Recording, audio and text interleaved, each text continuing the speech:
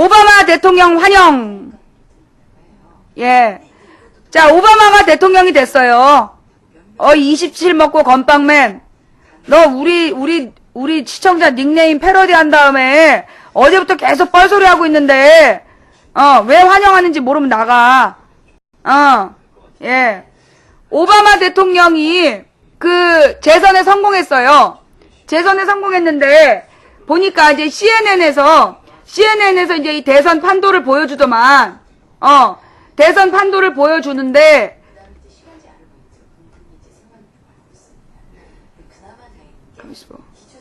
왜 안 나오지?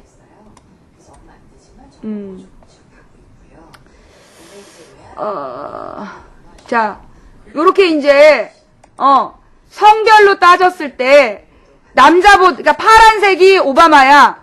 파란색이 오바마, 빨간색이 롬니. 이제 파란색이 민주당 오바마, 빨간색이, 근데 왜, 미국은 공화당이 빨간색이야. 새누리당하고 통했어? 공화당의 롬니가 이제 빨간색인데, 성별로 분석하면, 그러니까 남자들은, 이 롬니를 더 많이 찍었고, 예, 여자들은 오바마를 더 많이 찍은 거예요. 보니까, 남자보다 여자가 10% 더 찍었어. 예. 자, 그 다음에, 또 이제 이 성별로 보면, 나이대로 보면, 18살부터 29세까지는 오바마가 많고 60%, 30에서 44가 52%. 그런데 여기도 어차피 똑같니. 45에서 64부터 롬니가 많아. 그 다음에 이제 65 이상이 44. 정말 똑같죠? 예. 그 다음에 이제, 사이즈 플레이스는 뭐지? 지역으로 봤을 때,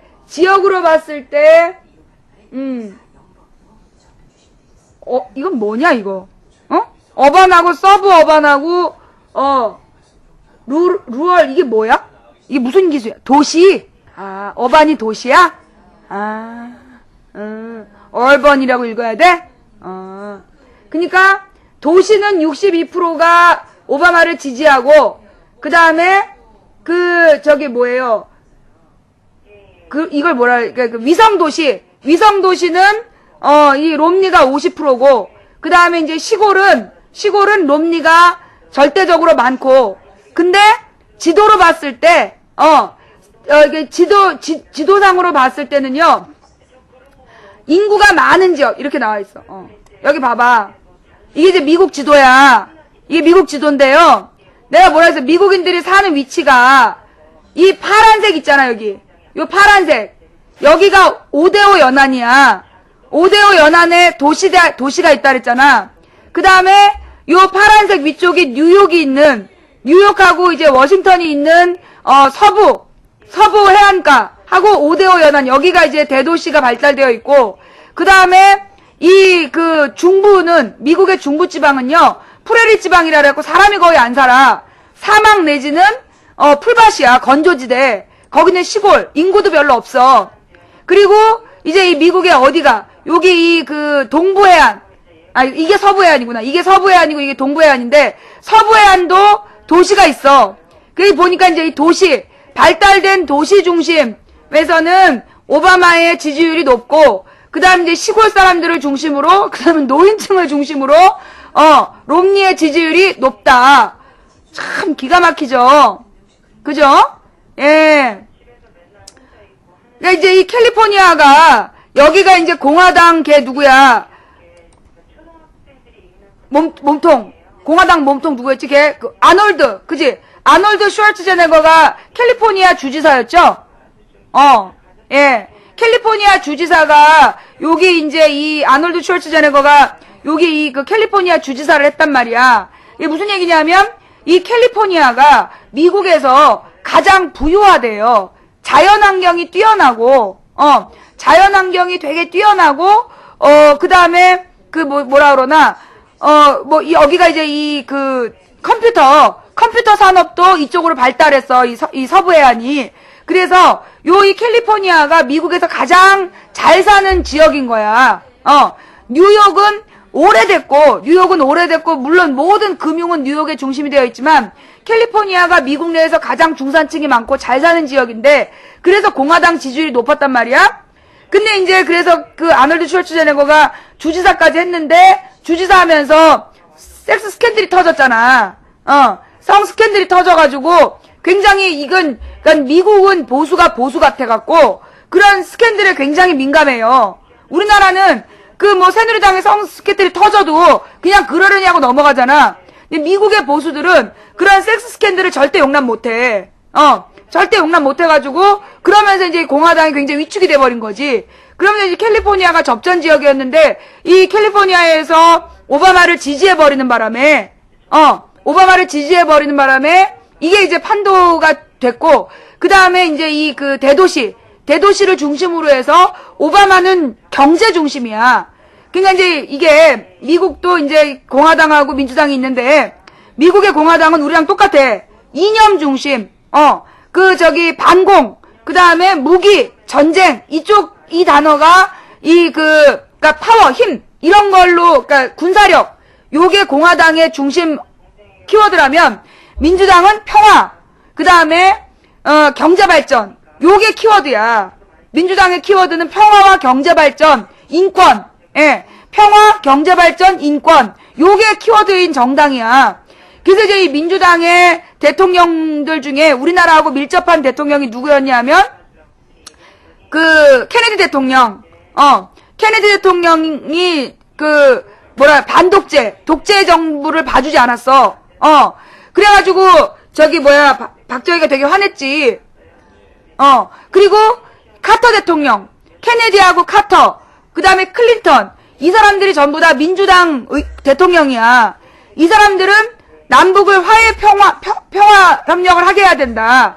전쟁 비용을 아끼자. 전쟁 비용을 아껴서 미국의 경제 개발을 하자. 그게 이 사람들의 주장이야. 케네디, 카터, 클린턴이. 오바마가 그쪽인 거예요. 그래서 이제 이 오바마는 한미 FTA에 대해서는 철저히 미국의 이익 중심이야. 그리고 무엇보다 오바마가 이명박을 좀 깔봤어.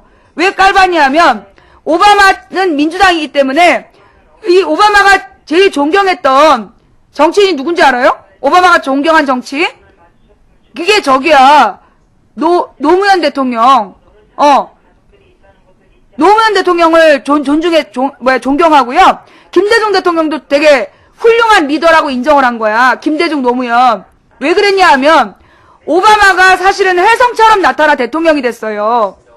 그 당시에 오바마 말고 다른 후보가 민주당에서 후보가 거명이 되고 있었는데 막판에 무슨 안 좋은 일이 터져서 그 사람 못 나가게 된 거야.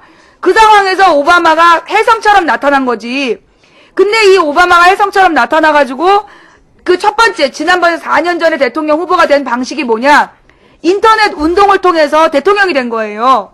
인터넷 어떤 운동을 했냐? 무브온 운동을 한 거야. 그래서 어떤 문제가 있어. 어느 지역에 어떤 문제가 있어. 그럼 인터넷 네티즌들이 쫙 모여서 거기 가서 그 문제를 딱 해결하는, 그러면서 어떤 승리적인 경험을 만들어준 거야. 그게 이제 무브온 운동이지. 그러면서 그 무브온 운동을 창안하게 된 계기가 노사모였어. 노사모. 오바마가 대선에 나오면서 인터넷을 통한 약자들을 결집. 그래서 이 오바마가 집중적으로 다가갔던 게 스페니쉬. 그러니까 이제 멕시코에서 넘어온 사람들, 남미에서 넘어온 사람들 스페니쉬라 그러거든. 그 사람들을 이제 끌어들이고, 흑인, 그 다음에 노숙자, 이런 사회적 약자들한테 어필을 한 거야.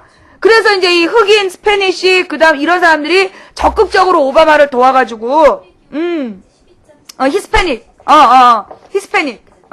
그래서, 그러니까 스페인어를 쓰는 사람들을 스페니쉬라 그러는데, 미국에서 이제 히스패닉계 이렇게 얘기를 하죠. 그래서 이제 에스파냐 출신이다 뭐 이런 얘기지. 그래서 그 사람들이 생전 처음으로 투표하게 한 거야. 그래서 오바마가 당선이 됐단 말이에요.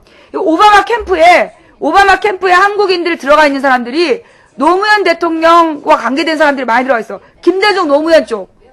민주당 쪽 인사들이 오바마 캠프에 들어가 있는 거야.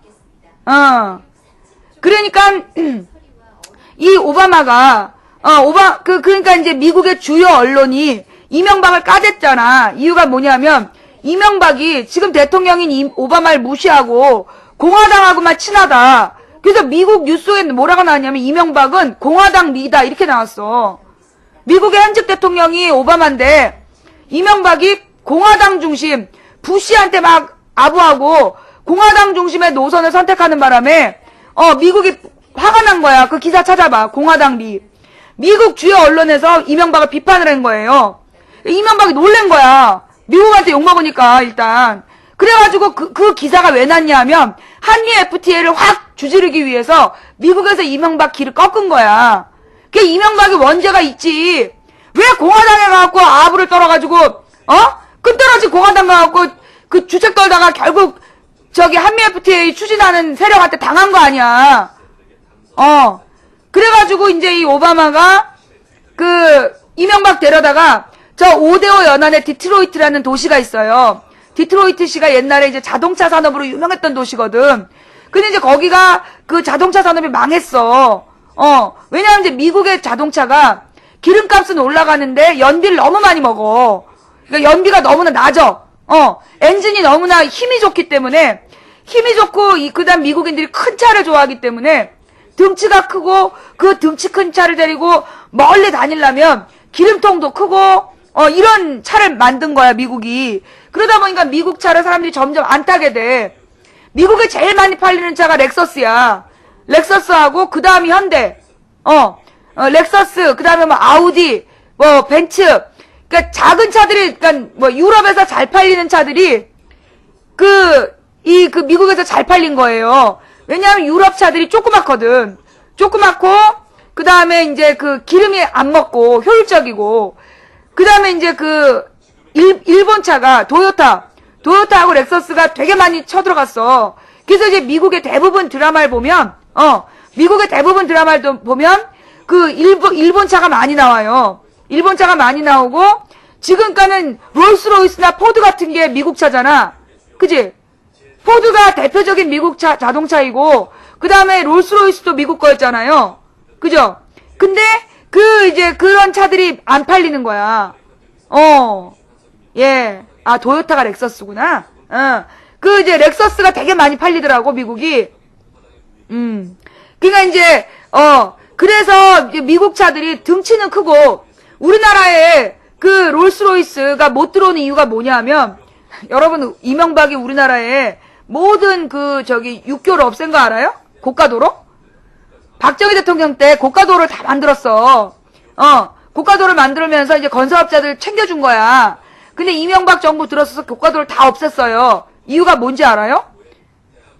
뭐 교통의 혼잡을 막기 위해서가 아니라, 우리나라 고가도로가 경사가 급해. 좁은 땅에 고가도로를 만들다 보니까 경사가 급해가지고 미국 차가 우리나라를 못 다니는 거야. 이렇게 올라가야 되잖아. 그런데 이 각도에 이 자동차에 장폭이 걸리는 거야. 장폭이 걸려. 그래서 그 고가도로를 없앤 거예요. 이명박이 미국 차 수입하라고. 근데 미국 차를 우리가 수입을 할 수 없는 이유가 너무 이게 미국 차가 등치도 큰데다가 그러니까 우리나라 안에 주차가 안 돼. 미국 차는 뭐 포드나 롤스로이스는 우리나라 주차 라인 안에 안 들어가. 우리나라 또 주차 라인이 얼마나 좁아. 주차 라인은 되게 좁고 앞뒤도 짧잖아. 근데 미국 차는 우리나라 주차 라인 안에 들어가질 않아요.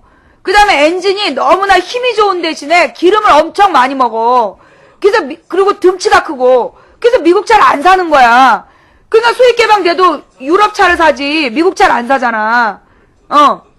그러니까 이제 한미 FTA에서 오바마가 주장한 게 뭐냐, 노무현 대통령이 따낸 다 포기해도 하나만 잡아라. 자동차. 한국산 자동차를 미국으로 수출할 수 있는 길을 열어라. 그게 안 돼갖고 한국 자동차를 미국의 현지에서 만들어서 판단 말이야 지금. 근데 한국산 자동차를 미국의 FTA로 받아들여서 우리 차를 관세 없이 받아들여주면 한국에서 자동차 공장들이 많아지고 미국으로 수출길이 열리니까 자동차 하나만이라도 따와라 이런 거야. 그래서 그 하나를 딴 거야. 근데 그 하나를 이명박이 내준 거 아니야. 이명박이 그걸 내줬어요. 자동차 관세 없애는 거를 포기했다니까. 그게 미국이 유일하게 그거 하나 지들한테 불리하다고 그걸 안 해준 거야. 그 왜 그러냐? 미국의 오바마는 이 자동차 산업은 왜 노무현 대통령이 그걸 물고 늘어졌냐 하면 자동차 하나 공장이 만들어지면 부속이 2만 개가 들어가. 부품이 2만 개면 2만 개의 부품을 만들기 위해서 공장이 200개인가 수립이 된대요. 근처에. 자동차 공장 하나가 조립을 하는데 근처에 인근 관련 산업체가 200개가 만들어지는 거야. 그러면 200개 산업체에 일자리가 만들어지잖아. 그러니까 그게 자동차 공장은 곧 일자리인 거야. 미국도 그렇고 우리나라도 그렇고 일자리가 제일 심각한 문제니까 노무현 대통령이 한미 FTA에서 일자리만은 꼭 따내야 된다서 자동차의 무관세를 따냈는데 그걸 이명박이 그 내줬는데 뭘 내줬냐? 오바마가 뭘 요청했어? 한국산 자동차 수출할 때는 미국 자동차 수입한 만큼만 수출할 수 있다. 그 조건을 받아들인 거야, 이명박이. 집중해요. 오바마가 뭘 요구했냐면 이번에 재협상을 요구하면서 이 김정은이 나쁜 놈이 그 내용이 문제가 있다. 자동차 말고도 우리가 너무나 우리 농민들한테 불리하다. 그래서 노무현 대통령 때 재협상을 하자 그랬더니 김정은 이놈이 안 된다. 재협상 못 한다고 끝까지 버텼어. 노무현 대통령 때. 그랬는데 이명박이 딱 되니까 재협상 한 거야. 미국의 요구대로 재협상을 해서 우리가 우리의 요구를 하기 위해서 재협상하자니까 안 한다고 끝까지 버틴 놈이 미국의 요구에 따라서 자동차를 내주고 온 거야. 그러면서 이 미국의 오바마가 이명박 불러다 놓고 자동차 포기를 약속을 받은 거예요. 그래서 디트로이트 도시에 이명박을 데려가. 그래서 그 도시에 비 오는 날 이명박 세워놓고 여기 이명박 대통령하고 한국하고 우리가 한미 FTA를 맺었다. 이제 디트로이트에 33만 개 일자리가 만들어진다 그랬다니까. 33만 개 일자리가 만들어진다는 얘기는 뭐냐? 미국의 자동차 공장이 더 늘어난다는 얘기야. 한국 자동차 공장이 결국 다시 미국으로 못 들어오게, 그러니까 한국의 자동차를 미국에서 직수입하지 않고 미국 안에서 생산 체제를 지켜냈다 이걸 자랑을 한 거야. 그때 이명박이 오케이 예스 예스 박수치고 앉아있었던 거 아니야.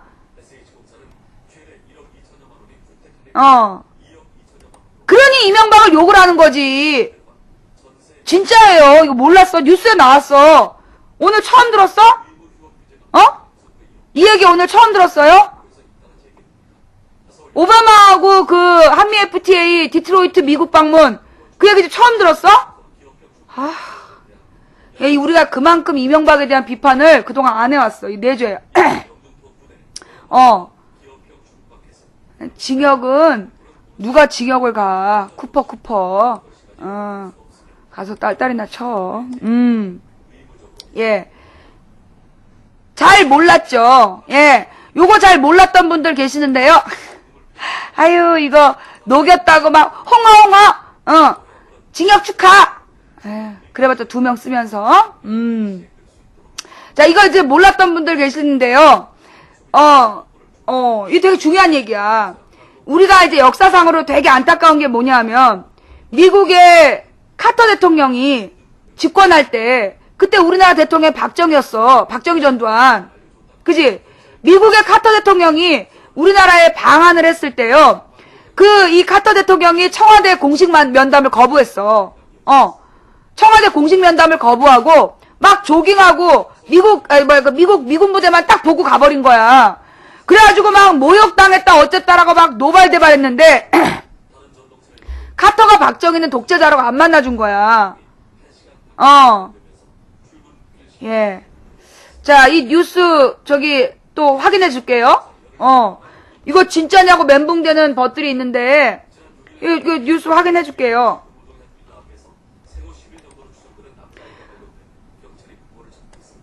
아유.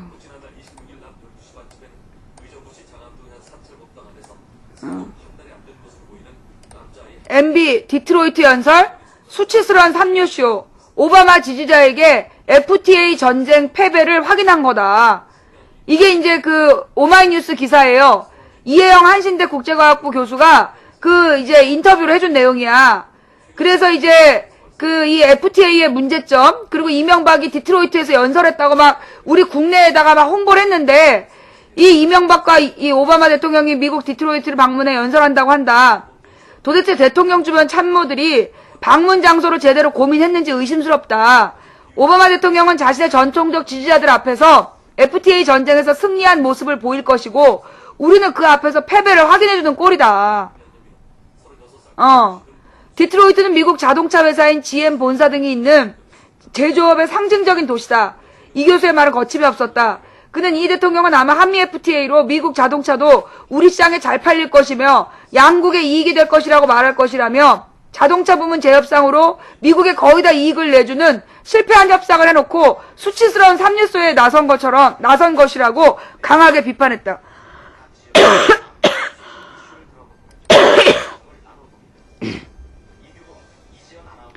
각하의 손이 거치면, 나그네님 감사하고요. 가을향기님 감사하고요. 각하의 손이 거치면 다 이 꼬라지가 돼. 이런 거야. 자, 그런데 우리가 역사상 케네디, 카터, 클린턴 이 사람들이 우리한테 어떤 영향을 줬느냐 하면요. 옛날에 케네디 대통령이 김대중 대통령의 목숨을 구했어. 케네디 대통령이 김대중 대통령의 목숨을 구했어요. 왜 그랬냐 하면, 그 당시에 김대중 납치 사건이 있었는데, 그 김대중 납치 사건을, 미국의 CIA가 정보를 입수해가지고, 그 헬기 타고 가서, 그 박정희가 김대중 대통령을 태평양에, 익사시키려고 했는데, 그걸 가서 구한 거야. 그 카터였나? 왜 케네디가 중요하냐 하면, 케네디 가에서 그거를 주장한 거, 닉슨이 구하고 싶었던 게 아니고, 케네디 가에서 그 김대중 대통령하고 연결이 되어 있었던 거야. 김대중하고 케네디 가가 연결되어 있었고, 그 케네디 가에서 정부에다 요청을 해서 이 김대중을 구해준 거예요. 그래서 이제 이 케네디가 김대중의 목숨을 구하는데 일조를 했고, 그 다음에 카터 대통령이 박정희에 대해서 독재 정치라고 딱 개무시해버리고, 우방이라는, 박정희가 막 카터하고 면담하는 사진을 막 찍고 싶었는데, 첫날 개무시하고 안 만나줬어. 그러다 가기 전엔가 한번, 마지막으로 이제, 가기 전에 형식상으로 사진 한 장 딱 찍어주고 갔어. 미국 민주당과 하원의 도움으로 김대중을 살려냈고, 그 다음에 김대중을 2번 구해요, 미국 민주당이. 그때 태평양에 버리려는 거 구해냈고, 그 다음에 또 한 번이 전두환이 김대중 사형 선고를 내렸어. 그때도 미국의 민주당이 나서서 김대중 사형 구명운동을 한 거야. 사형을 취소시키는 거를요, 미국의 민주당에서 도와준 거야. 그 다음에 미국의 이 케네디 가문하고 또 세 번째 인연이 뭐냐 하면, 김근태 의원이 얼마 뒤에 이제 남영동 영화가 공개가 되잖아. 김근태 의원이 고문을 당했단 말이야. 근데 그 고문당한 내용을 그 밖에 나와서 알렸어. 알렸는데 어떤 언론도 안 실어준 거야. 근데 그 내용을 녹음 테이프에다가 녹음을 했어요. 그러니까 이미자 노래 테이프 중간에 인재근 그 의원이 남편이 이런 일을 당했다라고 중간에 진술을 해갖고 그 녹음을 한 거야. 그 테이프를 미국에 있는 기자가, 미국 지사에 있는 한국 기자가 이미자 테이프인 것처럼 가지고 미국을 간 거야. 가서 케네디가에다 도움을 요청해서 케네디가에서 언론에 터뜨린 거예요. 그래서 김근태의 고문 사실이 미국 언론에 먼저 터지고, 그러니까 어쩔 수 없이 미국의 여론이 막 나빠지니까 전두환이 인정을 한 거였지. 일이 그렇게 된 거야. 그래서 미국의 존 F 케네디 가문에서 로버트 케네디라는 사람이, 케네디 대통령 동생인가 그렇잖아. 그 조카인가 동생인가 그래? 그 사람이 케네디 인권상이라는 걸 만들어갖고 첫 번째 수상자로 김근태 인재근을 공동 수상자로 정한 거야. 동생. 얘기가 그렇게 돼. 그래서 미국의 민주당이, 그러니까 김대중 대통령을 2번 구했고, 김근태 의원의 고문 사실을 미국 언론에 터뜨렸고, 그랬던 그랬던 과정에서 클린턴이 대통령이 됐잖아. 그때 김대중 대통령이 미국이 만약에 부시 같은 놈이었으면요, 햇빛 정책을 못해요. 햇볕 정책을. 근데 클린턴이었기 때문에 김대중 대통령이 햇볕 정책을 할 수 있었던 거야. 예.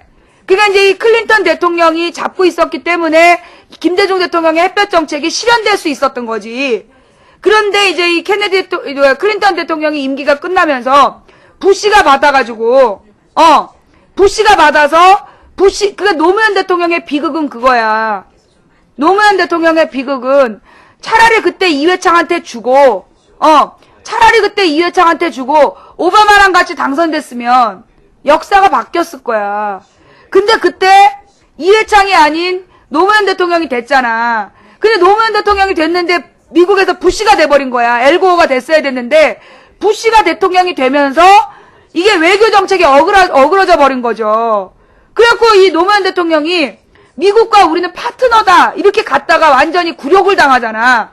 우리나라 외교통상 이 시벌놈들이 가가지고 노무현 대통령 때 외교통상이 내나 한나라당 그놈들이 뿌리를 이어서 대를 이어하고 있었거든. 이 새끼들이 완전히 굴욕적인 협상을 해놓고 노무현 대통령한테 꾸러 그런 거야. 그래갖고 반미하면 안 됩니까? 그러고 갔다가 어쩔 수 없이 파병 인정하고 돌아온 거거든요. 그게 부시가 공화당이기 때문에 공화당 부시하고 노무현 대통령이 만났기 때문에 안 맞았던 거야. 그 다음에 불행은 뭐야?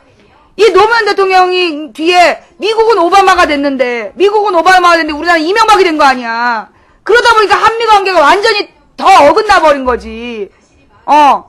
그래서 이제 오바마가 다시 재선에 성공했다는 건 우리한테 어떤 의미냐 하면 이번에 우리가 문재인을 당선시키면 오바마 쪽에 우리 민주당 인맥이 있어요. 우리 한국 민주당 인맥이 미국 민주당하고 이게 통한단 말이야.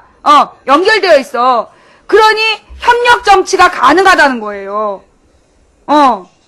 문재인이 대통령이 되면 미국의 오바마하고 인맥으로 협력이 되는 거야.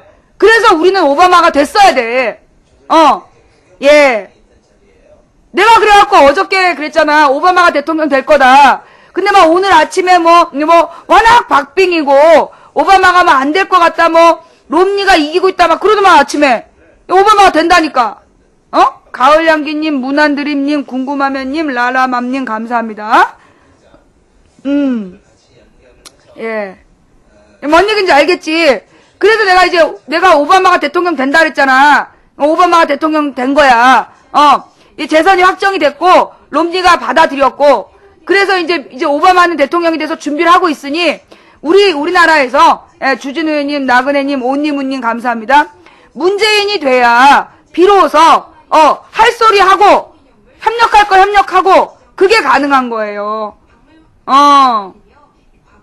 자, 예. 나그네님, 온니문님, 감사합니다.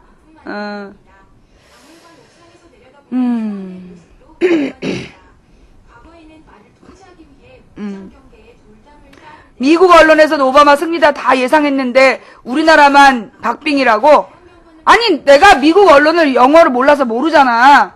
근데 딱 오바마는 대통령 상이 보인다니까. 카타스트로피님, 에코맘님, 닭 잡는 문재인님, 조이암님 감사합니다. 그때 엘고어가 부시하고 붙었을 때 다들 엘고어가 된다 그랬어. 실제로 표도 엘고어가 더 많았는데 미국의 대통령 선거에 구조상 부시가 대통령이 됐단 말이야. 근데 내가 딱 보니까 엘고어가 참 인물이지만 대통령의 상이 없었어. 예. DLCK님, 조이암님 감사합니다. 그러니까 엘고어가 아무리 뛰어나지만 그 사람한테는 대통령이 될 수 없는 2인자의 그늘이 보이더라고. 그 2인자의 그늘이요. 내가 딱 보이는 거야. 그래서, 엘고어가 안 되겠구나. 부시가 될 거구나라고 알고 있는데, 그때 이제 부시가 대통령이 된 날, 우리 딸이, 엄마, 어떻게 부시가 대통령이 됐어. 그러더라고. 그때 우리 딸 5살인가 그랬어요. 너 부시가 뭔지 알아? 미국 대통령. 그 다음에, 누구야. 저기 교황이 베네딕트 교황이 됐을 때 우리 딸이 8살이었는데 내가 교황은 어떻게 됐지? 그랬더니 엄마 베네딕트 교황 된 게 며칠 언젠데 아직도 그걸 몰라. 이틀 됐는데 내가 몰랐어. 보수적이라고 신문도 나왔구만. 8살이었어요 그때. 예. 아니 이게 우리가 워낙 정치적으로 항상 대화가 정치적인 이야기를 하다 보니까 우리 딸도 이제 아빠랑 둘이 앉아갖고 뉴스를 본 거야. 매일 뉴스를 보는 거야. 그러니까 이제 어린 것이 아빠가 생각할 때는 엘고어가 되길 바랬는데 부시가 됐다. 엄마 부시가 됐어. 엘고어가 안 되고 그러더라니까요. 근데 좌우지간 오바마가 된 거는요. 미국의 민주당의 승리는요. 우리한테도 굉장히 중요한 사인이 돼요. 우리한테 굉장히 중요한 사인이 돼. 왜냐? 나는 굉장히 되게 중요한, 아버지 감사합니다. 되게 중요한데, 왜냐? 미국의 오바마는 전쟁 반대 세력이야. 그래서 이라크 전쟁도 끝내버린 거예요. 이라크 전쟁 종전선언을 한 게 오바마야. 그 당시에 별 성과 없었는데, 그냥, 진전쟁이지만 이겼다라고 얘기하면서 종전선언해버린 게 오바마야. 전쟁 비용을 아까워한 사람이야. 그 다음에, 중국이 지금, 새 정부가 들어섰는데, 시진핑이지, 새 정부를 맡겠다는 게 지금 이제 시진핑이잖아. 빈라덴을 잡은 건 군인들이 잡은 거고, 미국의 이제 중국의 시진핑 정부가 들어섰는데, 이 시진핑은 성장 위주보다 분배 위주야. 성장 위주보다 분배에 대한 고민을 하는 이제 지도부인데 이게 10년을 갈 거야. 그러니까 이제 되게 시진핑도 합리주의자라고 보여요. 중국의 합리주의자야, 시진핑이. 그 다음에 미국의 오바마 전쟁 반대하는 사람이야. 그 다음에 북한에 지금 김정은이 됐잖아. 북한에 김정은이 됐는데, 김정은 얘도 실리주의자야. 이념 이런 거 안 따져. 벌써 얘는 자본주의적 사고를 가지고 자본주의적으로 움직이고 있는 거야.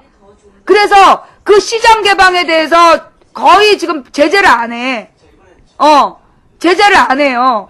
그렇기 때문에 지금 북한의 김정은, 남한의 문재인, 그 다음 미국의 오바마, 중국의 시진핑, 요 넷만 딱 입장이 맞아 떨어져도 한반도 정세가 확 바뀌는 거야. 물론 이제 러시아의 푸틴이 있고, 그 다음에 이제 일본이 또 공화당이 일본은 자민당이 또 잡겠지. 지금 그런 상황인데, 그러니까 러시아의 푸틴하고 일본의 자민당이, 둘이 이렇게 좀 별로지만, 이게 또 푸틴은 노무현 대통령하고 합의한 게 있어요. 푸틴 때 노무현 대통령이, 러시아를 방문했는데, 푸틴이 언론에다가 노무현 방문 효과가 10조라고 발표를 했어. 노무현이 러시아를 방문했다는 이유만으로 러시아에 기대되는 경제 효과가 10조다. 그러면서 발표를 한 거야. 10조. 그래가지고 러시아에서 노무현 대통령 갔을 때 국빈 대우하고요. 막 푸틴이 노무현 너무 띄운 거야. 그래가지고 그렇게 막 띄우니까 우리나라 언론이 푸틴 대통령이 극찬을 맞이했는데 그때 느낌이 어땠냐 이렇게 노무현 대통령한테 물어봐요. 노무현 대통령이 뭐라 그러냐면 푸틴도 정치인이니까 약간 좀 과장을 한 것 같다. 내가 무슨 방문 효과가 10조씩 되겠느냐. 그러면서 도리어 겸손하게 얘기를 했어. 그게 동영상이 있어. 근데 푸틴하고 이명박이 만났죠. 근데 이제 푸틴은 앞자리에 앉아있고 이명박이 뒷자리에 앉아갖고 푸틴한테 막 부채질을 해준 거야. 이제 노무현 대통령 때 이제 주고받은 자원외교 이걸 자기가 물려받으려고 푸틴한테 막 부채질 해준 거 그것도 찍혀가지고 개망신 당한 거 아니야?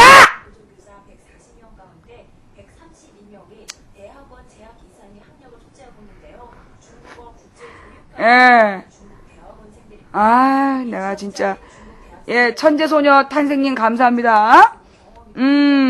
그때 부채질한 거 아니다. 변명도 했어요? 그럼 뭔데? 부채 들고 이렇게 한 거는 부채 춤을 춘 건가? 푸틴 앞에서 부채 춤을 춘 건가? 아휴, 진짜.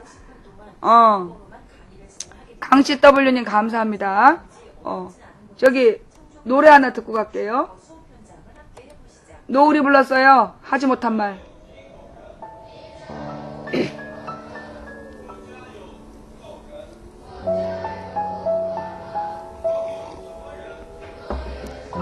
영상 2개 부탁해요. 푸틴 영상하고요. 푸틴 노무현 대통령하고 푸틴 이야기. 그 다음에 이명박 대통령이 푸틴 부채질하는 거 2가지 같이 한번 봅시다. 그저 힘들었던 아픔도 계절을 타고 좋았던 기억들만 남고 해질녘 노진 한강을 보니 생각이 나는 그 사람 잊어야겠지. 박영선 의원님 연락처 몰라요. 예. 해야겠지. 좋은 사람 만나 웃으며 더 사랑받으며 살아. 잘해주지 못한 내 못난 기억을 잊고 살아. 힘들던 날의 기억들, 행복했던 날의 추억, 고마웠다고 미안하다고. 동영상이 없네. 아, 사진만 있구나.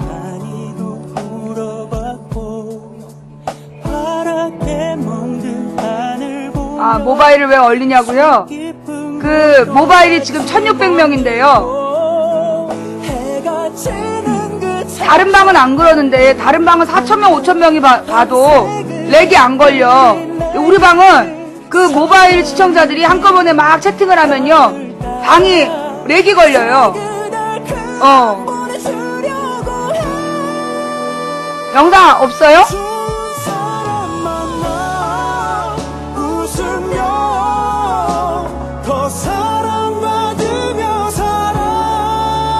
촌스러운 영희님 감사하고요. 친일방멸님 감사하고요. 아니요, 지금 모바일이 1000, 본방이 컴퓨터가 600.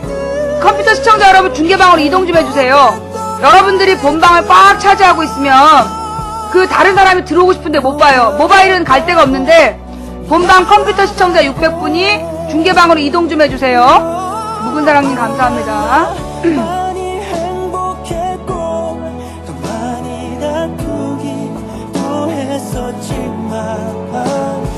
그 영상을, 동영상 있나요?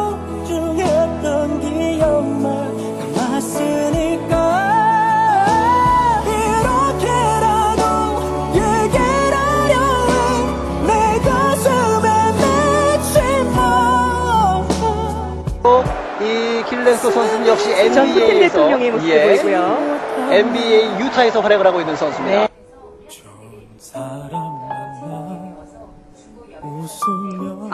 이게 다야? 이 길렌스 선수는 역시 전 푸틴 NBA에서 대통령의 모습을 보이고요.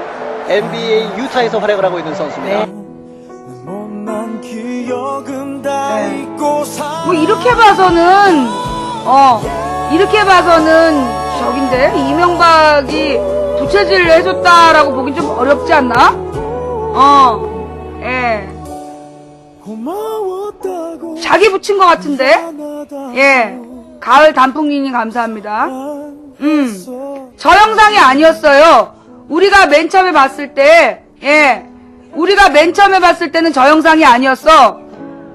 이명박과 푸틴이 나란히, 이명박이, 푸틴이 앞에 앉아있고 이명박이 여기 앉아있는데 이쪽에서 찍은 영상, 이쪽에서 찍은 영상이 있고, 분명히 푸틴을 향해서 부채질하고 있는 각도에서 찍은 영상이 있었거든. 근데 그 영상이 안 보이네? 구속이 왜 돼? 지금 우리 집이야! 오바마 당선됐어요. 럭셔리 건희님, 열매님, 가을 단풍님, 감사합니다. 아니, 그러니까 이제 이 영상이 뭐냐면, 푸틴이, 노무현 대통령, 푸틴이 노무현 대통령에 대해서는 막 10조의 경제 효과를 본다 그러면서 막 올려줬단 말이야. 그랬는데 이명박 대통령은 내나 이 영상인데요. 푸틴 대통령의 모습을 보이고요. NBA 유타에서 활약을 하고 있는 선수입니다. 지금 이제 이 유튜브에 올라와 있는 영상은, 이제 이걸 갖다가 옆에 있는 사람이 이제 헤이! 이렇게 쳐다봤다. NBA 유타에서 활약을 하고 있는 선수입니다. 예, 이제 이 영상인데, 이 영상이 왜 떴냐 하면, 그 당시에 이제 이 푸틴이 노무현 대통령이 러시아를 방문했을 때, 방문으로 인한 경제 효과가 10조다. 그러면서 이제 막 설레발을 쳤던 일이 있었단 말이야. 근데 이제 이 영상이 유행했었던 데가 언제냐, 2008년에 촛불 전국에서 나왔던 영상인데요. 각도가 이 각도가 아닌 영상이 있었어. 각도가 이 각도가 아니라 옆에서 보는데, 그러니까 이 이명박을 옆에서 찍어. 그러면 이 부채의 각도가 푸틴 쪽으로 이렇게 나가. 근데 어떻게 보면 자기는 바지에다 했다. 근데 이제 저 넓은 부채를 가지고 옆에서 각도를 찍었을 때는 그게 푸틴한테 부채질 하는 걸로 보였어. 근데 지금 이 방향에서 보니까 자기 바지에다가 부채질 하는 걸로 보이네. 이 각도에서 보면 바지에다 부채질 하는 걸로 보이는데, 그때 2008년에 나왔던 영상에서는 옆으로 보면 이게 푸틴한테 부채질 하는 걸로 보여요. 예. 아니, 구속이 어떻게 돼? 지금 재판해갖고 1심 결과가 나오는데 이 무식한 새끼야. 구속이 되려면 그 재판 전에 구속이 되는 거지. 아이, 진짜 이 무식한 새끼 진짜. 또 얘기 다시 해줘? 그 망치 부인이 구속되기를 바라는 우리 두 마리 들어와서 장렬하게 전사하게 하고 갔네. 아니, 여기 우리 집인데 어떻게 구속이 돼? 구속은 재판 들어가기 전에 되는 거야. 재판하기 전에. 아이, 진짜. 어떻게 우리 일배충은 저렇게 무식한지, 그냥.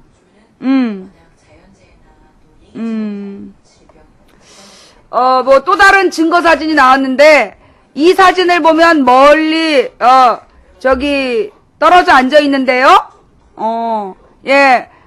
박쌤 와이프님 감사하고요. 내 별을 따다줘님 감사하고요. 그 당시에 이게 굉장히 논란이 됐었나봐. 우리가 봤던 동영상이,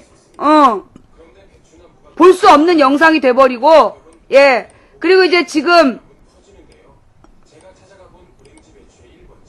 이게 뭘 멀리 떨어져 앉아있어. 옆에 있는 사람이 이렇게 지금 째려보는 사진인데, 뭘 멀리 떨어져 앉아있어. 바로 앞에 앉아있는 건데. 자, 여기에 대해서 신문 기사가 있어요. 예. 신문 기사가 있는데, 이거 뭐지? 이명박 대통령, 푸틴 부채질 동영상 논란. 이게 이명박 대통령은 더워서 부채질한 거다. 아니다. 푸틴에게 해준 거다. 누리꾼들의 의견이 갈렸다. 요게 이제 2008년 8월 달 기사예요. 여기 보면 이제 이 신문이 나오고, 이 사진이 나오고, 지난 9일 베이징 올림픽 여자 핸드볼 경기 관전 중 이명박 대통령이 거꾸로 된 태극기를 흔든 사실이 누리꾼에게 지적되자 연합뉴스 사진에서 이 대통령이 손에 든 태극기가 모두 삭제되는 등 소동이 일고 있다. 이런 가운데 이 대통령이 8일 개막식 때 앞에 앉은 푸틴 러시아 총리를 향해 부채질을 하는 영상이 인터넷에 논란이 되고 있다. 이제 더워서 바지에 부채질한 거다. 아니다. 푸틴에게 해준 것이다. 문제의 영상은 지난 8일 밤에 한국 방송에서 베이징 올림픽 개막식을 생중계하는 도중에 찍힌 것으로 러시아 선수단이 경기장에 입장하자 푸틴 총리를 카메라가 비추는 장면에서 포착됐다. 근데 바로 뒤에 얼굴의 일부가 잘리긴 했지만 딱 봐도 이명박 대통령이라 알아볼 수 있는 인물이 커다란 부채를 들고 앞에 앉은 푸틴 총리를 향해 연신 부채질을 하는 모습이 잡힌 것. 꽤 길었어요. 부채질한 장면이. 꽤 긴 근데 되게 지금 나와 있는 유튜브 영상 되게 짧잖아. 그때 우리가 본 건 꽤 길었어. 이 대통령은 부채질을 계속하다가 부채살이 접히자 다시 넓게 펴서 부채질을 계속했다. 이 대통령 우측에 앉은 노르웨이 국왕이 이 장면을 재밌다는 듯이 미소를 지으며 지켜보고 있는 것도 동영상에 잡혔다. 노르웨이 국왕이 쳐다본 것 때문에 이게 유명해진 거야. 누리꾼들은 처음에 이 영상을 보고 더워서 자기 바지에 부채질하는 것이다. 카메라 각도 차이다 라며 의문을 제기하는 목소리도 있지만 이 대통령의 시선을 보면 확실히 푸틴 쪽을 향하고 있다며 부채질을 푸틴에게 해주는 것이 맞다는 의견이 만만치 않은 상황이다. 그러나 푸틴 총리는 이러한 이명박 대통령의 노력을 아는지 모르는지 굳은 표정으로 옆에 앉은 사람들과 대화에만 집중하는 모습이다. 참고로 올림픽 개막식이 있었던 날 러시아는 그루지아의 공군기지를 폭격하는 것을 시작으로 전쟁에 돌입한 상태였다. 현재 이 영상이 처음 올라온 다음에서는 이 동영상은 방송사 및 저작권의 권리 보호를 위해 비공개 처리되었습니다라는 메시지가 뜨면서 블라인드 처리된 상태이고 외국 사이트인 유튜브를 통해서만 볼 수 있는 상황이다. 유튜브에 MB The Public 어쩌고저쩌고 엘보우 어택이라는 제목이 달린 이 영상에는 조회수가 10일 밤 기준으로 11만이 넘었으며 한국 사람으로서 쪽팔린다. 이 영상을 삭제해달라. 지워주세요. 상당히 한국 국민으로 수치스럽습니다. 같은 반응이 올라와 있다. 이 대통령의 행동을 옹호하는 댓글과 동영상 삭제에도 불구하고 누리꾼들이 블로그와 각종 게시판을 통해 이 영상을 계속 퍼나르고 있는 상황이라 논란이 쉽게 가라앉지 않을 것으로 보인다. 라는 사건이었죠. 그러니까 이제 이게 보니까 그러네. 이 기사를 보니까 이게 헤이 그 장면이 뭐냐면 이게 이 이명박이 부채질을 너무 크게 하면서 노르웨이 국왕을 팔꿈치로 여기 보니까 여기 보면은 이제 엘보우 어택이라고 나오잖아. 그러니까는 이제 이명박 대통령의 팔꿈치 공격. 그러니까 이게 노르웨이 대통령이 이렇게 쳐다보잖아. 노르웨이 대통령이 이렇게 쳐다보는 장면이 나오잖아요. 이 팔꿈치로 뭐 하는 거냐? 예. 이게 지금 이 사람이 노르웨이 국왕인데, 에이, 지금 뭐 하는 거냐? 이 장면이고, 예. 그 이명박 대통령의 얼굴은 푸틴을 향한 상태에서 부채질을 열심히 하고 있는 상황. 뭐요? 자, 이게 바로 이제 이 사진의 진실. 이 사진의 진실이라는 거죠. 이게 뭐가 문제인데?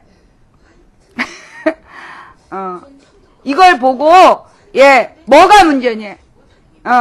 이게 지금 뭐가 문제니? 이걸 딱 보면서도 이 사진이 뭐가 문제냐라고 얘기하고 있어요. 참 대단한 애들이죠? 그죠?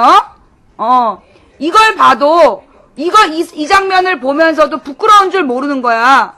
뭐가 문제냐? 이게 사실은요, 옆에 앉은 노르웨이 국왕에 대해서도 신뢰를 한 거야. 옆에 있는 사람 표정도 지금 푸틴을 보고 있잖아. 헤이! 그러면서 지금 이제 이 옆에 있는 노르웨이 국왕의 표정이 지금 이명박에게 이명박 대통령의 팔꿈치 공격에 대해서 이 노르웨이 대통령이 푸틴을 쳐다보고 있잖아요.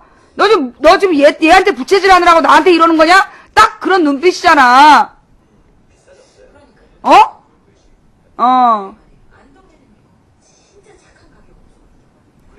예. 이걸 가지고 말이야. 이걸 가지고 지금 아니다 바지에 한 거다라고 변명이 나왔을 만큼 저 때가 언제냐면 2008년 8월에 이명박 대통령 지지율이 7.47%였어. 5가지로 질문했을 때 이명박 대통령 지지율이 7.47% 막 이렇게 나올 때야.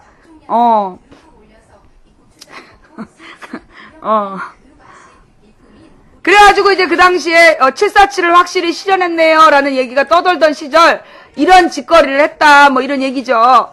노무현 대통령에 대해서 푸틴 얘기한 거는 없나봐 영상이? 예. 지금 17% 한나라당 기본 지지율보다도 안 나오고 있는 거죠. 예. 그게 이명박 대통령이 이 지지율에 대해서 계속해서 노무현 대통령 영상 나오면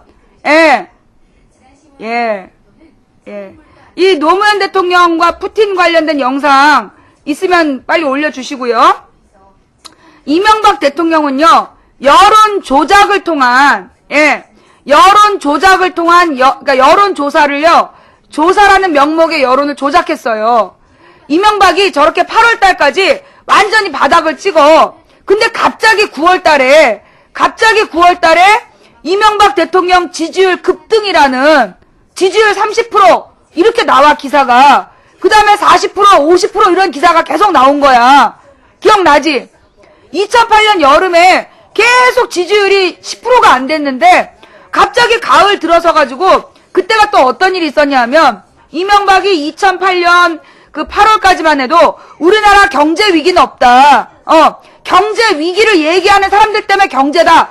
그러면서 막 버틸 때였어. 그랬는데 그때 그게 2008년이죠. 그랬는데 그 당시에 경제 위기가 오잖아. 바로 2주 뒤에 그때 2주 뒤에 강만길이가 뭐라고 얘기하냐면 지금 우리나라 경제 위기가 끝이 어딘지 모른다. L자형 추락이 될 거다. 이게 L자형이라는 게 뭐냐면 경제 성장 이렇게 가다 L자형으로 떨어진다는 얘기야. 얼만큼 떨어지는지 모른다라고 이야기해. 강만수가 그렇게 얘기를 한단 말이야. 그러면서 그 리만 브라더스라는 사건이 그때 터지잖아요. 미국의 리만 브라더스 때문에 한국 경제 위기가 아니라 누구 때문에? 한국의 리만 브라더스 때문에 한국의 경제 위기다. 이게 미국의 워싱턴 하여튼 미국의 경제신문에 그 내용이 나왔어. 그러자 이명박이 뭘 했냐면 이명박이 통화 스와프를 맺어와요. 그러면서 막 강만수를 막 끌어안고 큰일 했다. 되게 중요한 일 했다라면서 막 칭찬을 해. 그러면서 뭐 통화 스와프를 해내가지고 아주 경제 위기를 잘 넘겼다라고 막 얘기를 해요. 근데 그 통화 스와프가 뭐냐 하면 IMF라는 국제은행에다 돈을 빌리는 거를 안 하는 대신에 일본하고 미국한테 돈을 빌린 거야. 내나 외환 위기가 2번째 온 거야. 근데 그 외환 위기라는 걸 숨기고 막 통화 스와프로 잘했다라고 뻥을 친 뒤에 이명박 대통령 역시 CEO 경제 위기를 무난히 넘어가다 이러면서 지지율이 올랐다라고 기사가 나왔어. 그러면서 그 뒤로 쭉 이명박 지지율이 계속 올라갔다고 나온 거야. 그런데 우리가 앞만 봐도 이상하다.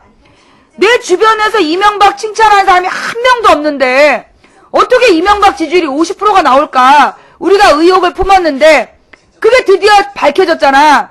2010년 추석 때 또 뻥을 친 거야.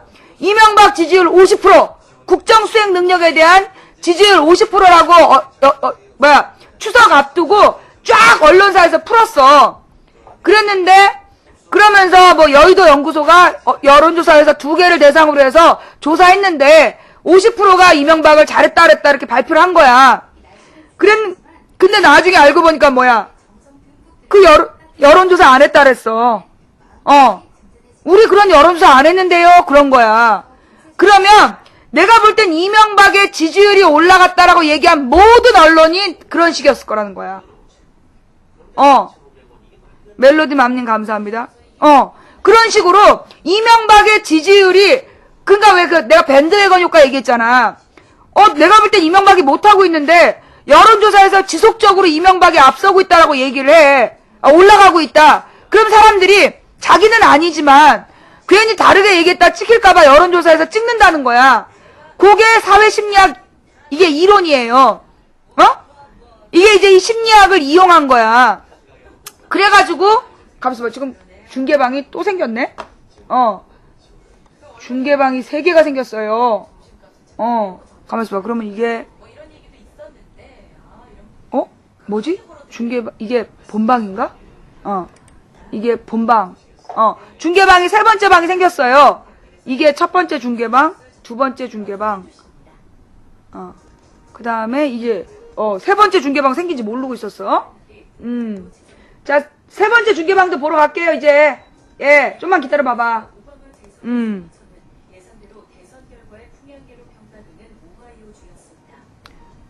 라디오 방송 내용. 그거 좀, 그 내용을요, 동영상으로는 안 나와 있어요. 소리 파일은 지웠어? 아유, 2008년에 그렇게 많던 내용들이 다 사라졌구나. 예. 멜로디맘님, 무등산, 산행님, 닭 잡는 문재인님, 감사합니다. 여기에 소리는 나와요? 예. 멀리 보고 함께님 감사하고요. 기사 중간쯤에 있어요.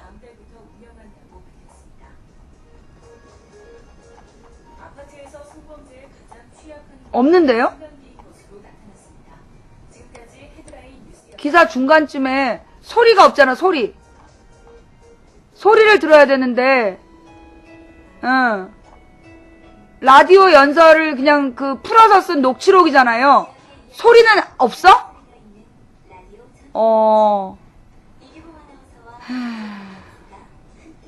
예. 소리가 없다. 옛날에는 이 소리가 있었는데, 이 사람들이 쫄아가지고 다 지운 거야. 멀리 보고 함께님, 3544님 감사합니다. 전북 농업인 100인 문재인 지지, 제주 청년 3020 문재인 지지, 기아차 노동자 419명 문재인 지지. 진짜예요? 그 기사로 올려주세요. 자, 하여튼 그래서 이명박 대통령이요, 여론조사를 그렇게 왜곡을 했다는 거야. 그 방식 그대로 지금도 박근혜가 여론조사 1등도 같은 방식이에요. 그게 옛날에 박근혜하고 이명박이 경쟁할 때 이명박 대통령 만든 방식이 여론조사로 이명박이 따라잡고 있다, 오차범위내에 격돌하고 있다, 극복했다, 그러면서 여론조사를 계속 그렇게 조작을 했어.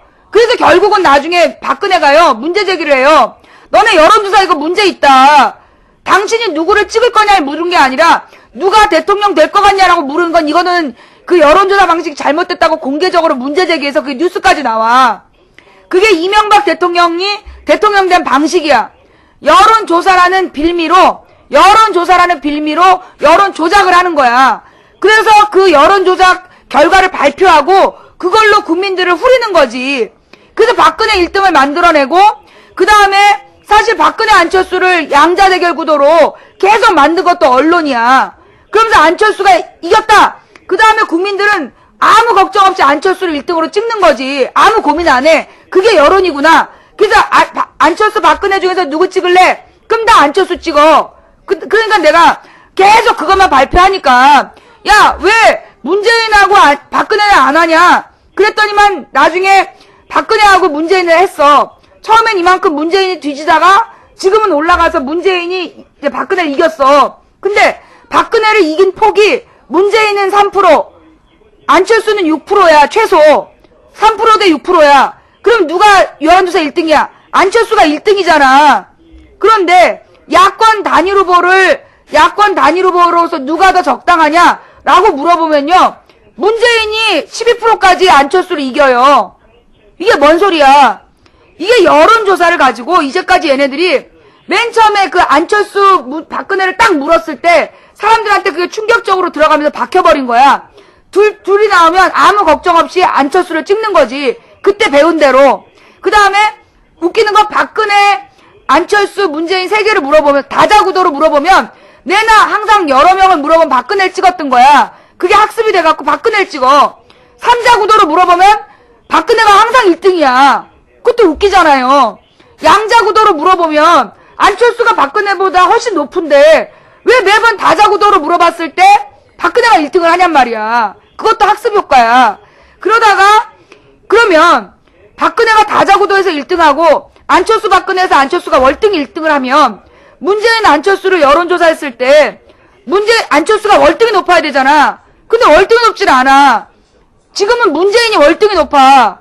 이게 왜 그런 거예요?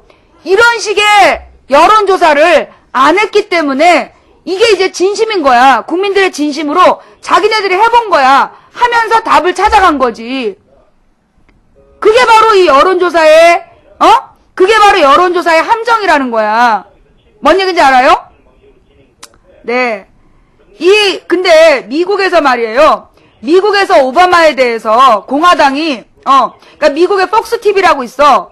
미국의 폭스 TV라는 데가, 사실 내가 이제 그 케이블로도 폭스 TV를 보면 굉장히 이렇게 재밌어. 프로가 되게 다양하고 재밌어. 근데 폭스의 문제는 뭐냐 하면 아주 재밌는 프로를 하면서 밑에 뉴스를 까는데 그 뉴스가 공화당 편파 지지야. 폭스 채널이, 미국의 폭스 채널이 아주 화려한 출연진을 가지고 재미있게 하는데 밑에 뉴스가 계속 흘러. 근데 밑에 흐르는 뉴스가 거짓말이야. 그 폭스가 누구 중심? 공화당이 이긴다, 이라크 전쟁 승리한다, 그런 개소리를 계속 보내는 거야. 그게 이제 이 국민들이, 예, 국민들을 속이는 방식인 거야. 우리가 이제 이명박이 종합편성 채널을 만들었잖아요. 우리가 종합편성 채널을 반대했던 이유가 그거야. 폭스 채널, 제2의 폭스 채널이 될까봐. 제2의 폭스 채널이라는 게 뭐냐 하면, 사실이 아닌, 어머, 뭐야.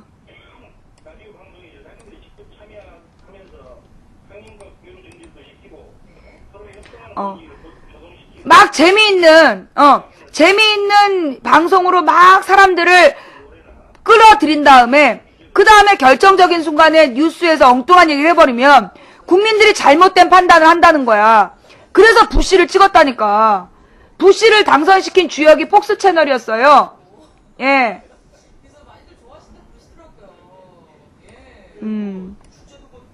소리 드디어 찾았어. 드디어 노무현 대통령과 푸틴 이야기 소리를 드디어 이제 찾아왔어. 러시아에서는 푸틴 대통령이 그러는데 그날 사인하신 게 뭐 40억 불 효과가 있었다. 이런 얘기도 저희가 들었거든요. 40조였구나. 아무래도 정치하는 사람이니까 약간은 좀 시작하죠. 저는 액수를 따져보진 않았는데, 비슷하게 네, 또 네. 그렇게 얘기를 하는데요. 네. 어떻든 우리 기업들이 이미 나가서 그렇게 할 수 있는 토대를 다 마련해 놓고, 그 다음에 이제 기업들 요청에 의해서 우리 정부에서 가가지고 또 다 준비해 놓고, 네. 이제 하는데 대통령이 이제 한 게 있다면 가서 마무리 하는데, 협상도 하고 이렇게 하는데 마무리를 빨리 해야 또 다음 일로 넘어가는데 이제 안 되고 있던 일들이 많이 있는데 이제 대통령 온단다 이러니까 이게 몇 달씩 걸리던 일이 깔끔하게 빨리빨리 정리가 되고 해가지고 이제 그래서 묶어서 서로 도장 찍고 또 그때 안 된 것은 이제 대통령끼리 만나서 빨리 하자고 네. 대강 얘기해 놓으면 그 뒤에 일이 좀 빨리 되고 이런 것이죠. 그러니까 대통령이 한 게 아니고 우리 기업들하고 우리 공무원들이 다 해놓은 거죠. 네. 제가 덕 좀 봤습니다. 네. 대통령이 한 게 아니고 우리 기업들하고 우리 공무원들이 다 해놓은 거죠. 네. 제가 덕 좀 봤습니다. 대통령이 한 게 아니고 우리 기업들하고 우리 공무원들이 다 해놓은 거죠. 네. 제가 덕 좀 봤습니다. 이게 이제 노무현 대통령의 이제 푸틴 이야기였고, 당시 이제 이명박 대통령, 이게 이제 이 이야기가 확 회자된 이유가, 아랍에미리트 원자력 발전소 건설 사업권을 우리 기업이 수주한 것 때문에 이명박의 지지율이 이제 치솟았던 상황이었어요. 근데 이제 그 당시에 이명박이 뭐라고 얘기를 했냐. 여러분 기억나세요? 그게 2009년, 내 정확히 기억나. 2009년 12월 27일이야. 2009년 12월 27일에 우리나라의 모든 언론을 중단시켜요. 모든 언론을 9시 15분에 중단시키고 아랍에미리트에서 현지 기자회견을 해, 이명박이. 그러면서 그 전날 언론사에다 뭐라고 뿌렸냐면, 지금 아랍에미리트에서 원자력 발전소를 선정하는 문제로 지금 문제가 되고 있다. 근데 이 아랍에미리트에서 한국형 원전하고 프랑스형 원전이 경쟁을 하고 있는데 우리가 가서 좀 한국형 원전에다 힘을 실어주자. 그러면서 이명박이 그 20억인가를 들여갖고 기자들을 비행기에 싣고 갔어, 현장에. 그 현장에서 자기가 지난 밤새도록 아랍에미리트 왕자를 설득을 했다. 그러면서 중동에서 옛날에 현대건설 일하던 시절 이야기를 해서 굉장히 감동을 시켰다. 그래가지고 막 숨막히는 외교전이었다. 그러면서 이제 자기가 뭐예요. 아랍에미리트 원전을 40조 원짜리인가? 어마어마한 400억 달러짜리 아랍 원전 수주권을 따냈다. 그러면서 막 입술이 부릅터가지고 기자회견을 했잖아. 그런데 다음날 프랑스에서 야 너네 뻥치지 마. 그거 400억 아니잖아. 너네 그 160억 달러만 받고 해주기로 해놓고 왜 거짓말 하냐? 그런 거야. 그랬더니만 이제 우리 그 일베 용역들이, 그땐 일베가 아니라 DC계열이었지. 얘네가 막 나서갖고, 야! 그러면 노무현은 160억짜리라도 수주해본 적 있냐? 막 욕을 했어. 그랬더니만 프랑스 언론에서, 야, 그거 원가가 340억 달러야. 그러면 340억 달러짜리 원전을 절반 가격에 지어주겠다 그런 거야, 이명박이. 그래가지고, 그러면 그 나머지 절반의 비용은 누가 되는데? 한전이 돼야지. 그러는 거야. 기가 막혔잖아. 근데 그 다음에 더 기가 막힌 거. 그 160억 달러 중에 100억 불은 우리나라가 외국에서 돈을 빌려다가 아랍에미리트에다 주기로 했다는 거야. 그러니까 결국 160억이 아니라 60억 달러를 받고 340억짜리 원전을 지어주기로 합의를 하고 왔다는 거지. 난리가 난 거예요. 더 웃긴 거. 그 결정이 이미 12월 초에 났어. 12월 초에 결정이 한국형 원전으로 결정이 났고, 그래서 12월 10일 날 아랍에미리트에서 이명박 대통령한테 공식 초청을 한 거야. 27일 날 사인하러 와라. 근데 이명박이 그걸 국민을 완전히 다 속여먹고 자기가 가서 설득해가지고 원자력 발전소를 수주한 것 마냥 그런 뻥을 친 거야. 그것도 생방송으로. 얼마나 웃겨. 그해 2009년 12월이 이명박의 3가지 거짓말이 있었어요. 먼저 12월 4일 날이 무슨 날이었냐면 국민과의 대화, 대통령과의 대화라고 그러면서 서류 뭉치 하나를 들고 와. 그래가지고 이게 뭔 줄 아냐? 김대중 노무현이 80조 원을 들여서 4대강 사업 하려고 했던 자료다. 그런데 그때는 조용히 하던 사람들이 왜 내가 40조 원 들여서 4대강 사업 한다니까 왜 반대하느냐? 그러면서 서류를 막 흔든 거야. 그거 기억나요? 그게 2009년 12월 4일 방송이었어. 발칵 뒤집어졌잖아. 근데 바로 그 서류 만든 사람이 뻥치지 마라. 그거 4대강과 무관한 자료다. 그거는 사방공사, 즉 산이 무너지지 않는 모든 공사 및 숲을 복원하고 댐을 제거하고 자연을 복원하는 비용으로 80조 원이었다. 무슨 4대강 사업 비용이었냐? 그 하루 만에 뻥치게 드러났어. 그리고 나서 그 다음 날인가 박근혜가 그때 이제 그 황산 테러 당한다는 협박을 받았어. 박근혜를 앉혀놓고 헝가리 대통령이랑 셋이 앉아서 밥을 먹으면서 이명박이 또 거짓말한 거야. 요즘에 협박 편지 때문에 마음이 상하시죠? 나도 그 대통령 후보 시절에 누가 권총을 들고 집에 들어와서 협박을 했지만 잡고 보니까 별로 나쁜 사람 같지 않아. 신고도 안 하고 풀어준 일이 있었습니다. 이러면서 헝가리 대통령 앞에서 그런 거 아니야. 그런데 바로 다음 조선일보가 그걸 또 이면에 대문짝만하게 냈어요. 대인배 대통령 이러면서. 그랬는데 바로 그날 아침에 이제 그 조선일보에서 뉴스 나온 다음에 그 당시 관련자한테 이제 인터뷰를 했잖아. 라디오로. 아니 이제 대통령이 그렇게 얘기했는데 사실이냐? 그러니까 아니 그게 아니고요. 막 이러면서 이제 인터뷰 대상이 그 당시 사건 알고 있는 사람이 말을 막 얼버무려. 아니 무슨 얘기냐 정확히 얘기를 하니까 아니 그게 후보 시절이 아니고 그게 시장 시절에 누가 전화로 탕탕탕 뭐라고요? 그러니까 이제 대통령 시절 후보 시절이 아니라 서울시장 시절에 집으로 누가 전화를 해가지고 입으로 탕탕탕 했는데 그걸 또 신고해가지고 구속영장까지 신청했다가 이 사람이 제정신이 아니다 그래가지고 풀어준 사건이었다. 전말이 드러난 거 아니야. 결국 2개의 뻥으로 12월 초에 개망신을 당한 상태에서 그걸 한번 뒤집어 보겠다고 아랍에미리트 쇼를 한 거야. 입술 쇼를. 그것도 바로 외국 언론에 의해서 들통난 거 아니야. 내가 이명박 대통령의 뻥의 역사를 방송하려면요. 이거 진짜 대선 끝날 때까지 해도 안 끝나. 예. 그쵸? 예. 자, 여러분, 본방이 꽉 찼으니까 중계방으로 이동해주세요. 진짜 이명박의 뻥의 역사는요, 옛날에 박근혜하고 이명박하고 경쟁할 때, 이명박이 여론조사에서 앞지르고 있다, 그때부터 뻥을 친 거야. 그 최시중이 뻥을 친 건데, 그때부터 뻥을 쳐가지고, 뭐라 그랬어요? 대통령 후보 나오면서 이명박이 뭐라고 얘기했어? 747. 그 뭐였냐? 1인당 국민소득 4만 달러. 그 다음에 코스피 7,000, 그 다음에 경제 대국 7위까지 가겠다. 그게 747이었잖아. 그래 놓고 1년 만에 사실상 폐기. 소리도 없이 기사 한 줄 내고 끝났어. 그 다음에 반값 아파트, 반값 등록금. 그거 막 얘기하니까 뭐라래. 그때는 표를 얻으려고 한 말이다. 그 다음에 충청 지역에 과학벨트. 그게 공약이었어. 그것도 그때는 표를 얻으려고 그냥 해본 말이다. 그러면서 사실은 그게 표를 얻으려고 한 말이지만 공약집엔 낸 적이 없다라고 발표를 했어요. 근데 그 말이 나가고 10초 만에 10초인가 10분인가 만에 PDF 파일로 공약집이 딱 뜬 거야. 뻥까지 마라. 충청 지역 공약집. 그래가지고 공약집에 충청 과학벨트 10초였나?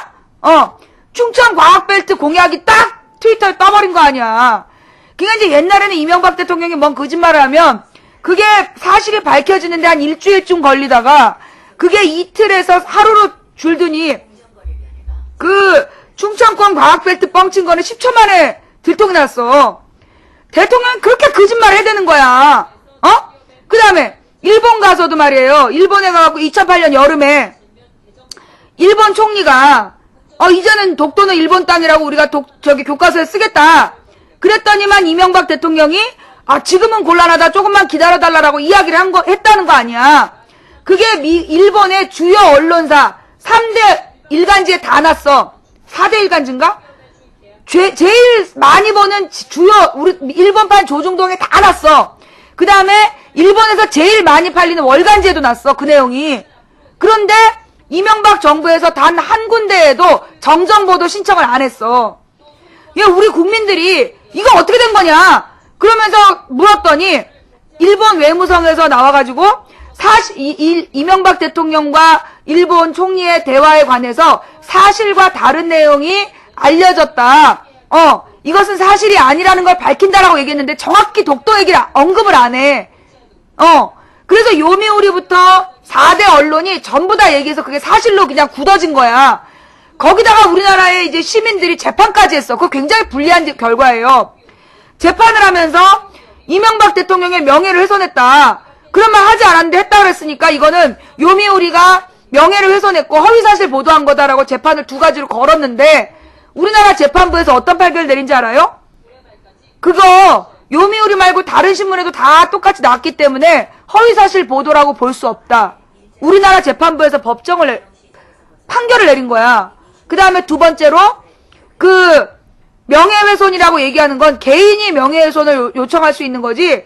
따라서 이거는 명예훼손에 대해서 시민들이 청구권이 없다. 그래서 독도가 일본 땅이라는 일본 총리 말이요. 우리나라 법정에서 사실로 굳어진 거예요.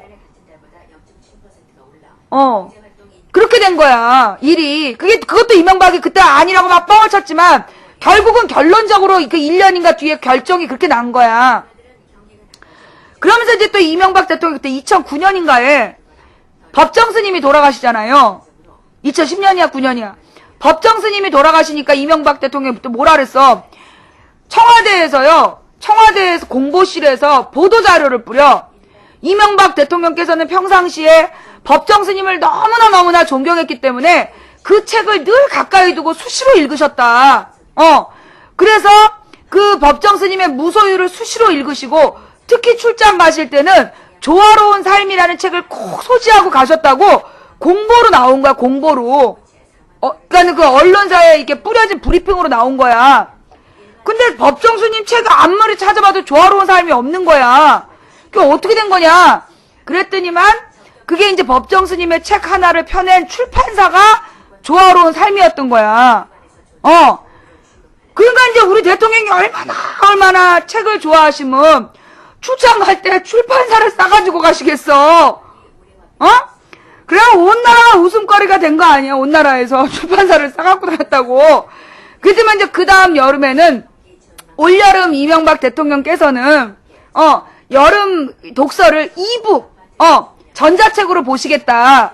그러면서 가져가실 책 목록으로 뭐 이런저런 책이 다 있으면서 특히 마이클 샌델 교수의 정의란 무엇인가 이걸 가져가기로 하셨다. 이북으로 보기로 하셨다. 그런 거야.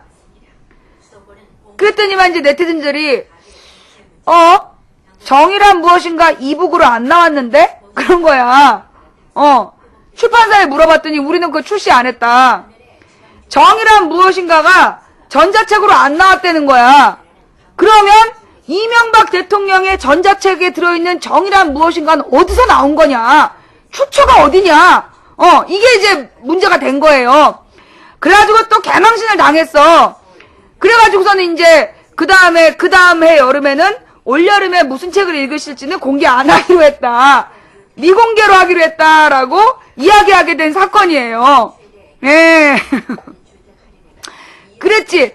근데 이게 사실은 이게 대통령의 문제가 아니라 공보실의 문제야. 대통령 공보실이 문제가 있는 거예요. 왜냐? 이명박 대통령 공보실이 이게 사건이 이게 한두 번이 아니야. 무엇보다 2010년에 연평도 사건이 터진 계기인데요. 연평도 사건이 2010년 11월 23일인가 터지잖아. 근데 11월 22일 날 굉장히 중요한 증거 자료가 하나 나와. 그게 뭐냐 하면 이명박 대통령이 민간 사찰을 했다라는 수첩이 나온 거야. 증거 수첩이. 그리고 그 수첩을 딱 보고 전 세계 언론이 주목하면서 이제 이명박 대통령 하야해야 된다. 이거는 워터게이트. 미국의 워터게이트보다 심각한 사건이다. 대한민국 민주주의가 파괴된 사건이고, 요거는 이명박 대통령이 하야해야 될 사건이라고 전 세계로 타전이 갔던 사건이야. 근데 그때 연평도 사건이 딱 터질 때,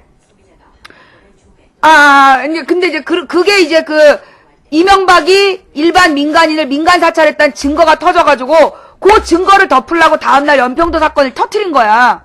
근데 그 민간 사찰 과정에서, 민간 사찰에 대해서 이제 막 수사가 되고 있는데, 그때 이제 정부기관 사람들이 대포폰, 그러니까 여러분 대포폰이 나와. 뭐냐면 깡패들이 원빈한테 집어던지는 전화기가 있어. 그게 대포폰이야. 뭐냐면 다른 사람 이름으로 만든 전화기. 주로 범죄용으로 쓰는 거잖아, 조폭들이. 근데 이 대포폰을 가지고 서로 정보를 주고받았다. 이게 밝혀진 거야. 그래가지고 이제 대대적으로 뉴스가 나왔어. 그게 10월 달에. 그랬더니만 청와대 공보실에서 뭐라고 공지를 내렸냐면, 그게 왜 대포폰이냐? 차명폰이지. 그런 거야. 차명폰이지 그게 왜 대포폰이냐? 이러고 브리핑을 해버렸어요. 그래가지고 이제 그때 종로 뒷골목에 조폭들이 차명폰 팔아요. 그때까지는 대포폰 판다고 그랬는데 그게 불법인 줄 알고 숨어서 팔았는데 청와대가 그게 왜 대포폰이냐 차명폰이지 그러니까 차명폰 팔아요. 써붙였다라는. 그게 우리 또 공보실의 작품 아니야. 그러니까 이게 대통령의 문제가 아니라 공보실의 문제야. 거기다가 말이에요. 이게 이명박 대통령 주변에 있는 사람들이 참 문제가 많은 게, 아까도 나왔지만, 이명박 대통령이 국제경기에 가가지고, 국제대회에 가고 응원을 했어. 그것도 왜 갔냐면, 그때 막 욕먹고 있는 어떤 사건이 터진 거야. 막 욕을 먹고 있다가, 자기 인기를 회복하려고, 이길 것 같은 경기에 가서 응원을 한 거야. 태극기를 막 열심히 흔들었는데, 태극기가 거꾸로 박혀있는 거야. 우리나라 태극기는 일본하고 달라서, 이 3, 4, 5, 6이잖아. 근데 이 3, 4, 5, 6이 3, 4, 5, 6 이렇게 되어 있는 거를 들고 막 흔든 거야. 그게 또 적나라하게 찍힌 거야. 그래가지고 거꾸로 태극기 흔들었다가 그냥 요거 쌍욕을 먹은 거지. 그런데요. 이건 뭔가 이상하다는 거야. 왜냐? 대통령이 들 태극기는요. 3단계쯤 거쳐요. 먼저 이거 이명박 대통령이 들 거다. 그러면 준비하는 의전팀에서 일단 상태 확인해. 그 다음에 그걸 경호팀에서 일단 검열을 해요. 뭐 독이 묻었거나, 왜 피부를 흡수되는 독이 묻어 있었거나, 묻거나 그럴 수 있잖아. 그래서 그거를 경호팀에서 먼저 확인을 해. 그 다음에 의전팀에서 받아가지고 그걸 대통령한테 주는 거야. 이 등신 새끼들이 3단계를 거치면서 아무도 그거 거꾸로 된 걸 확인 안 했다는 얘기 아니야. 그래서 개망신 당했지. 그 다음에는 이명박 대통령이 선거 과정에서 애국가만 나오면 바지를 풀러. 이게 참 다양한 성적 취향이 있지만 왜 꼭 애국가만 나오면 바지를 풀으냐고. 왜 애국가, 그러니까 묵념하는 거죠, 묵념. 순국 선열을 위한 묵념을 할 때 꼭 바지를 풀어가지고 막 이렇게 바지를 새로 입는 거야. 근데 그게 한 번이 아니야. 한 번이 아니라 그게 반복적으로 그랬어. 그게 동영상으로 다 남아있는 거 아니야. 그러면 이거는 정말, 그러니까 태극기는 주변 사람의 잘못이야. 근데 왜 순국 선열들한테 묵념하라 그러면 바지를 끌으냐고. 그거는 이명박 대통령의 문제인 거야. 그런데 이게 또 부창부수라고 우리 김윤옥 여사께서 국립묘지를 방문하셨을 땐가 그때였죠? 모두가 다 같이 걸어가면서 국기를 향하여 경례를 할 때 모든 사람이 오른손을 왼쪽 가슴에 댈 때 모두가 예스라고 할 때 혼자 노하는 정신으로 다른 손을 반대로 들어갔고 그것도 하얀 장갑을 끼고 사진에 딱 찍힌 거 아니야. 왼손잡이 지랄을 한다, 씨. 사진도 있어, 사진도. 이거 다 증거 사진하고 영상이 있는 거야. 아니, 그러니까 말이에요. 아까 누가 그러더라고. 물보다 커피님, 나님, 진주님, 오늘만 산다님, 이게 그 1220님 감사합니다. 일어나라님, 바지 손빼님, 감사드리고요. 자, 지금 본방이 꽉 차 있어요. 중계방으로 이동 좀 해주세요. 예. 빨리 영상 좀 올려봐. 시청자 의견이나 자료실에다가 그 관련 영상 좀 빨리 올려. 이건가? 옛날에 우리 안잘테니 졸려님이 참 이런 영상 자료 공급을 참 잘해주셨는데 요즘은 통 안 보여가지고 이제,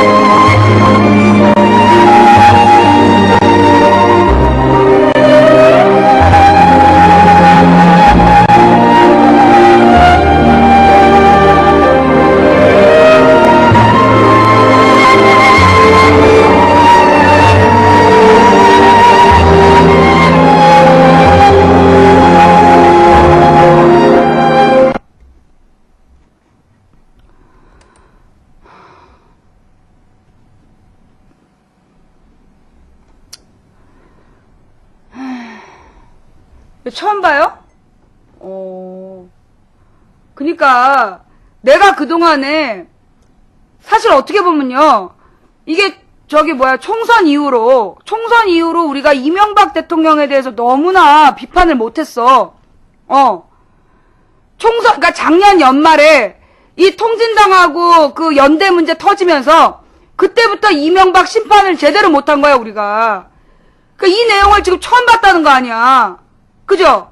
작년에 박원순 시장 선거하면서부터 우리가 이명박에 대한 비판을 제대로 못해가지고요. 이번 총선 그래서 깨진 거야.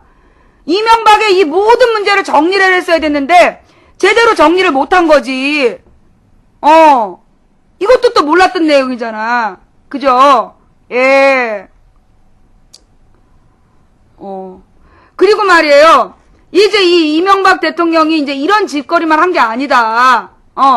이제 이명박 대통령의 뭐에 대해서 우리가 이제 이 천안함에 대해서도 지금 외국 언론에서는 그거 보셨어요? 천안함 공판 중에 나온 자료인데 그 당시에 국방부 장관한테 전달된 메모에 보면 어떤 글자가 지워져 있어. 막 지웠어. 근데 지운 글자가 뭐야? 잠수함. 잠수함이라는 글자가 지워져 있잖아요. 천안함 관련된 영상 중에 우리는 못 봤던 잠수함이라는 글자가 지워진 상태에서 보고가 올라가. 그 국방부 장관한테. 근데 이제 외국 언론에서는 지금 천안함 문제에 대해서 그 잠수함과의 충돌 문제, 그러니까 미 잠수함과의 충돌 문제를 더 비중 있게 다룬다는 거야. 근데 이제 우리는 그걸 모른 거 아니에요. 그리고 이 천안함 문제도 우리가 그 당시에, 난 정말 웃기는 게요. 그 2010년 3월 달에 천안함이 이건 그냥 사고야. 무슨 사고냐 하면, 원래 그 천안함이 그러니까 만들어진 지 오래된 데다가, 원래 그게 2000톤급으로 설계가 됐대. 2000톤으로 설계가 됐는데, 당시 돈이 모자라가지고 1200톤으로 지은 거야. 만든 거야. 근데 1200톤으로 배를 만들었는데, 무기는 2000톤급으로 실은 거야.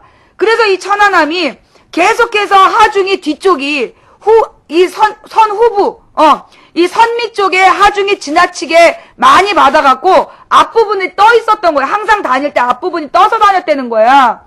그렇게 해서 이미 이제 그만 운행해야 될 때를 넘긴 배였어. 그런데다 이게 이 물로부터 앞부분이 떠서 다니다 보니까 가운데 부분에 하중을 너무 많이 받은 거야. 가운데 부분이 하중을 너무 많이 받아가지고 이 천안함이 1년 중에 침수, 물이 새는 것 때문에 몇 번씩 수리를 했다는 거 아니야. 사건 당일에도 수리받다가 나간 거야, 훈련을. 수리를 하고, 그러니까 침수, 물이 새는 문제 때문에 훈련을 받다 나간 거야. 그게 여러 증언이 나왔어. 천안함에서 일했던 군인들이, 근무했던 수병들이 그 천안함이 계속 물이 새가지고 끊임없는 수리 중이었다. 그러다가 그날 가서 어떤 첫 번째는 또 천안함 함장이 발령받은 지 6개월밖에 안 된 거야. 함장이 된 지 6개월인가 밖에 안 됐어. 그죠? 6개월인가? 아니, 더 짧았던 것 같아. 발령받은 지 얼마 안 된 함장이 처음으로 나온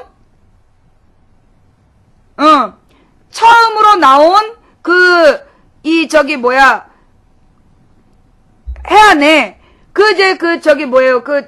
해도 사진에 보면 나오는 첫 번째 충돌, 그러니까 좌초 지점. 이게 이제 해군이 유가족들을 모아놓고 설명을 했어. 여기가 좌초 지점. 첫 번째 좌초가 됐고, 그리고 여기가 사고 지점. 좌초된 배를 가지고 깊은 바다로 나와서 여기서 침몰했다라고 설명하는 그림이 있어, 해도가. 근데 그 좌초 지점이 뭐냐 하면, 그게 이제 지형상 모래사장이 굳어져가지고 전쟁 때는, 한국 전쟁 때 물이 빠지면 거기를 뭘로 썼대? 활주로로 썼다는 거야. 물이 빠지면 활주로로 썼을 만큼 단단한 모래사장, 그러니까 단단한 사고해안이었다는 거야. 모래 언덕. 근데 그 모래 언덕을 취임한 지 얼마 안 된 함장이 그걸 끌고 간 거야. 거기 들어갔다가 걸렸어. 좌초가 됐는데 그 배를 그냥 냅두고 선원들을 구하면 됐는데, 이게 놀래서 그랬는지 어쨌는지 좌초됐다라고 해경에 신고를 한 다음에, 그리고 나서 배에 물이 막 들어오는 거야. 침수사고가 발생하니까 해군작전사령부에다가 보고를 해요. 배가 침수 중이다. 9시 15분이 좌초됐다고 해경에 신고한 시간, 9시 17분이 지금 배에 침수사고가 발생했다라는 보고서가 2개가 있어. 그 다음에 해도 좌초 지점이라는 그림이 있고, 사진 설명한 그림이 있고, 근데 그 배를 끌어내갖고 깊은 데로 가서 배가 갑작스럽게 물이 들어차면서 배가 쪼개졌다는 거 아니야. 근데 나오면서 잠수함하고 충돌했을 가능성이 있다라는 얘기가 나와. 그러면서 무슨 준이가 있잖아요. 누구누구 준이가 사망을 했어. 구출 도중에. 근데 이게 천안함 사고 지점은 여긴데 그 준이가 죽은 곳은 전혀 다른 위치야. 그러면서 뭔가 바닷속에서 비닐로 싼 어떤 물체를 먼저 인양을 하고 그 다음에 한준호 준이가 죽었다라는 발표가 나왔어. 전혀 다른 지점에서. 근데 그 준이에 대해서 이게 천안함 구조 작업 중에 죽었다고 뻥을 쳤단 말이야. 도대체 거기서 건진 게 뭐냐? 아직까지 발표를 안 하는 거야. 그래서 천안함의 의혹들이 있잖아요. 그래서 근데 누가 이명박 대통령이 5월 25일인가 6월 1일 지방선거 일주일 전에 전쟁기념관에서 나와가지고 이건 북한이 그런 거다. 그런 전쟁도 불사한다. 그걸 발표를 했어. 그게 6월 2일까지 계속 하루 종일 뉴스에 나왔다? 그런데 천안함 뉴스가 언제 사라져? 6월 3일날 딱 사라져. 그러더니만 그 며칠 뒤에 한나라당 당대표가 이제 천안함은 덮고 가자 그래.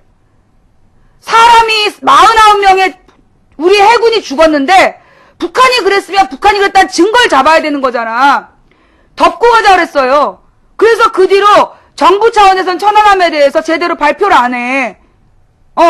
제대로 진상규명을 안 하고 미국에 있는 교수들을 중심으로 해서 진상규명을 하고 있는 거야.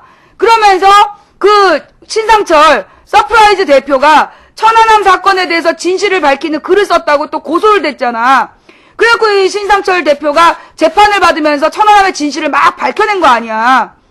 보도 안 나와. 그 다음 연평도 문제도 그래. 내가 아까 얘기했잖아.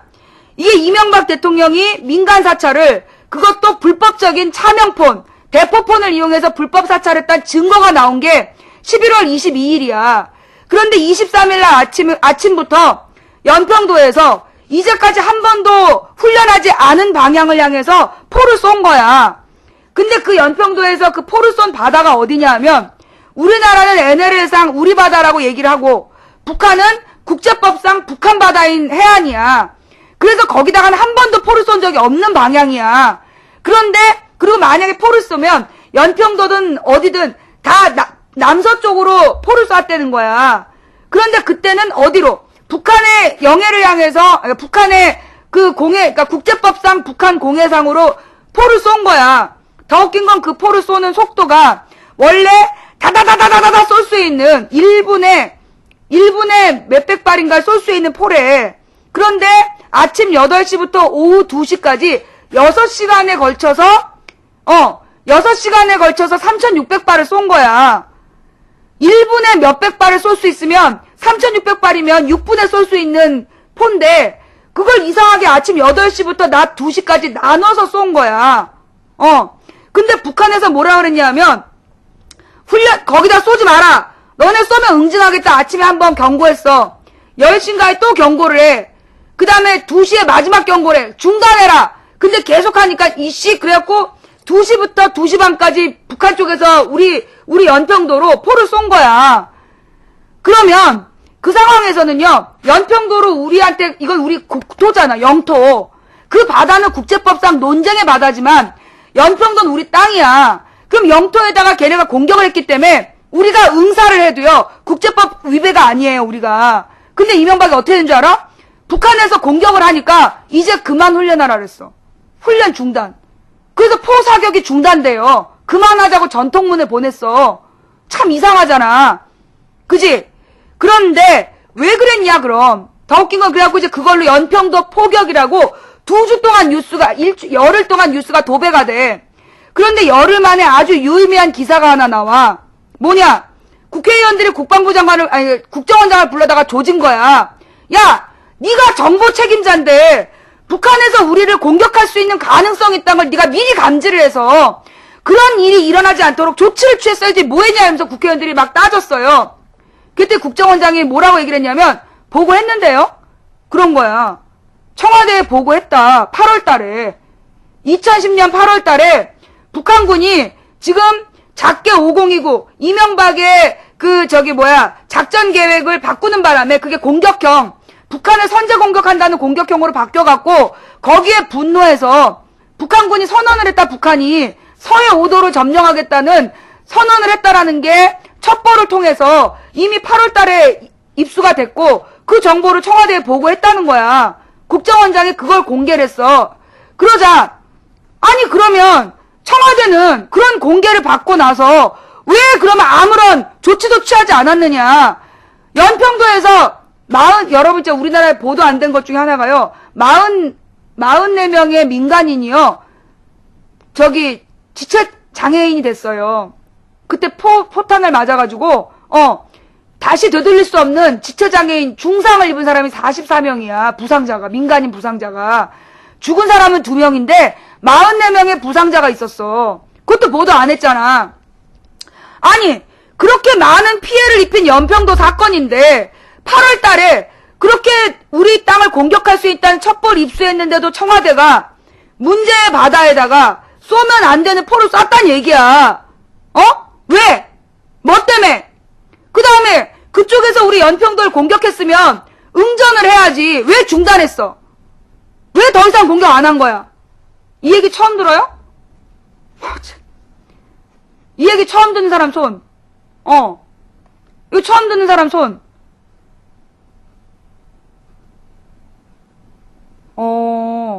내가 진짜, 내가 그동안 너무나 이 얘기를 제대로 안 했구나. 이것도 연평도 사건에서 내가 계속 밤에 싸웠던 얘기야. 이게 다 뉴스에 있어요. 뉴스를 찾아보세요. 이게 다 뉴스에 있는 얘기들이야.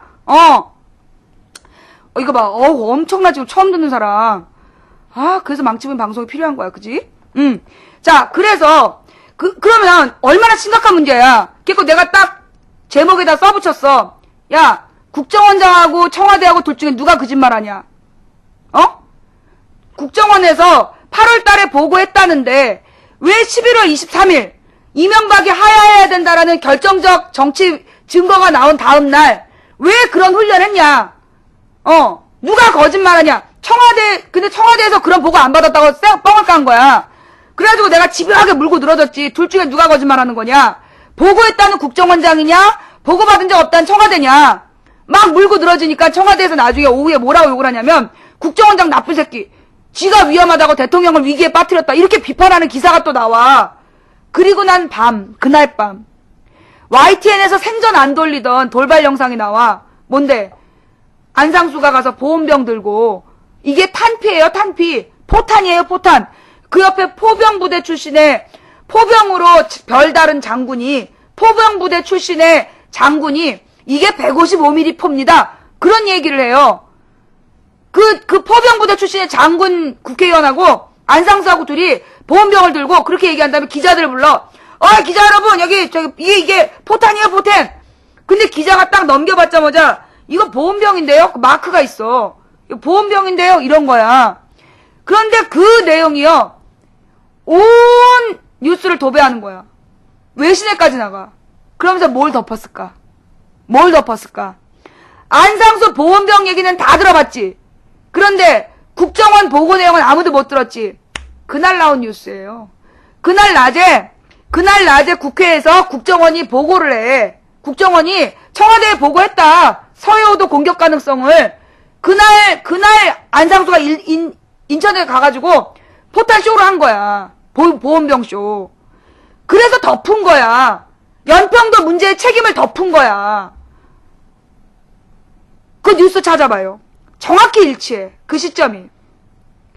의도적으로 보온병 뉴스를 가지고, 아니, 포병부대 출신에서 장군을 별 달았다니까? 포병부대 출신 장군이 보온병하고 탄피하고 구분도 못하냐? 뉴스 찾아봐. 더 웃긴 거는요, 탄피는 쏘는 쪽에 떨어지는 거잖아. 탄피는 쏘는 쪽에 떨어지는 거잖아. 그리고 그때 연평도가 공격받은 그 포는요, 탄피가 없는 포래요. 포병부대 출신의 장군이 그걸 몰랐을까? 말이 안 되는 얘기야. 근데 나는 안상수 혼자서 그랬으면 미필이니까. 군대 안 갔다 왔으니까 그럴 수 있어. 근데 그 옆에 포병부대 출신 장군이 서서 부추겼다는 얘기는 이거는 고의라고 봐요. 이거 고의적으로 그런 거야. 그래서 그 가장 중요한 뉴스를 덮은 거야. 연평도 뉴스로 지랄을 쳤다가 내가 국정원 뉴스를 딱 무니까 얘네들이 안상수 보온병으로 덮었어. 그 다음날 그 인어 아가씨 남자 주인공 히로뽕 사건이 터져요. 그래갖고 연평도가 일주일 동안 보도가 안 돼. 연평도 뉴스가 안 나와. 그러다가 일주일 만에 SBS에서 특종이 나오는데 연평도 피격 당일 군부대 술파티. 들어봤지? 그러면서 그 군부대에서 연평도 피격 당일 군부대가 회 먹으면서 술파티를 벌였다라고 뉴스가 나와. 그럼 사람들이 딱 볼 때 어떤 생각을 해? 연평도 포대가 이렇게 정신머리가 없었구나. 그러면서 이제 국방부를 막 공격을 했을 거 아니야. 근데 내가 누구야? 뭔가 수상한데? 그래서 그 뉴스를 추적을 했잖아. 그 뉴스를 추적했더니 그 부대는 누구냐 하면 서부 지역, 서울 서부 지역 지키는 부대야. 수도권 서부 지역을 지키는 부대이고, 더 웃긴 거는 이명박이 서부 지역 무기를 다 빼갔어요. 연평도로. 이 사람들 무기도 없이 서부 지역을 지키는 사람들이고, 그날이 연대장이 1주년 된 날이야. 그래서 연대장이 1주년 된 날, 그 영상에도 보면, 술도 아닌 포도주스를 가지고, 서서 회 한 접시를 나눠 먹어. 서서 회 한 접시를 나눠 먹은 거야. 술도 아닌 포도주스를 가지고. 그걸 분명히 그 자리에 참석했던 사람이 얘기해. 그날 술 한 잔도 안 먹고 포도주스를 했다. 연대장 1주년 기념일이라서 그냥 넘어갈 수는 없지만 부대가 비상사태였기 때문에 우리가 앉지도 못하고 먹었다. 그 얘기를 해. 근데 그 얘기는 보도를 안 하는 거야. 그러면서 다시 연평도 문제로 몰이를 하다가 나한테 딱 걸렸지. 야, 이거 연평도 부대가 아니잖아. 그리고 술도 안 먹었고 서서 한 건데 너네 연대장 1주년이 어떤 개념인지 알아? 내가 알고 있거든. 우리 선배들이, 물론 이제 옛날이지. 20년 전이니까. 20년 전에 연대장 1주년이면요. 아스팔트를 걸레질할 때였어요. 아스팔트 걸레질하고, 그러니까 부대 내에 아스팔트를 걸레질을 하고, 천장을 걸레질을 닦고, 그러면서 온 부대가 난리를 피우는 그런 행사야. 연대장 1주년이면. 그런 행사를 그냥 서가지고 회 한 접시 먹은 거를 그렇게 보도를 해갖고 다시 연평도를 부채질을 하다가 나한테 딱 걸려갖고 그게 가리가 돼버린 거지. 나가리가 됐어, 그 뉴스가. 그니까 그해 11월부터 나한테 연북계리라는 애들이 시비를 거는 거야. 그게 이제 11월 말에 그 뉴스가 나왔고 12월 초에 연평도 북계 갤러리라는 애들이 나타나가지고 날 공격하는 거야. 빨갱이냐나 이러면서. 그래갖고 걔네들을 내가 계속 상대를 해줘요. 계속 상대를 했는데, 그러다가 이제 12월 말에, 연북계 애들이 북한의 우리 민족끼리라는 사이트를 가서 해킹을 한 거야. 근데 조선일보가 그걸 잘했다고 일면에 실었어. 근데 나하고 우리 신랑이, 해킹은 그렇다 쳐도, 그거 북한 사이트에 막 들어가는 거 그거 국가보안법 위반 아니냐. 그렇게 우리가 주장을 했어요. 그랬더니 조선일보가 우리 부부를 갖다가, 막장 시의원 부인, 막장 시의원 이래가지고, 비판 기사를 쓴 거야. 우리 신랑의 블로그를 일부러 제목을 싹 가린 거야. 그러니까 북한 사이트에 마음대로 접속하면 국보법 위반이라는 제목을 가리기 위해서 우리 신랑 사진을 갖다 조작을 해서 붙이고, 그걸 갖다가 조선일보가 우리 씹은 거야, 우리 부부를.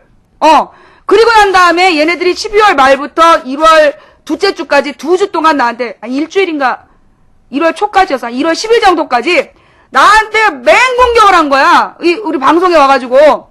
어마어마했어. 근데 이 새끼들이 그 중에 실수를 하는 거야.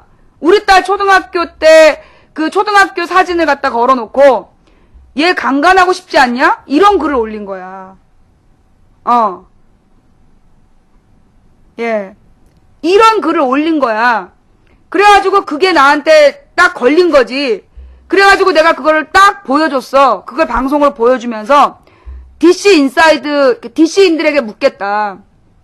너희들하고 나하고 정치적인 의견이 다를 수 있다. 그러나 초등학교 3학년짜리 여자의 사진을 걸어놓고 이런 짓을 하는 것은 너희들이 어떤 정치적인 입장을 갖든지 나는 인간 이하라고 본다.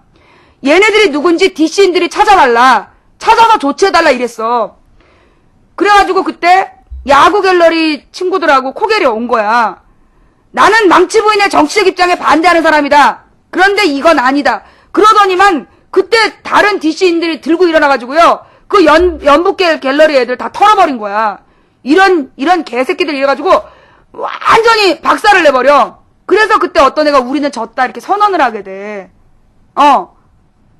예, 우리는 졌다라고 선언을 하고 그 연북계를 이름을 바꿔. 국가안보 갤러리인가로 이름을 바꿔요. 그러다가 사라지게 되는 거야. 그런데도 지금도 망치부인을 검색하면 보수 네티즌 입을 열다. 망치부인도 꺾었다. 그래서 연평도 북계 갤러리 나와. 지금 사라진 갤러리.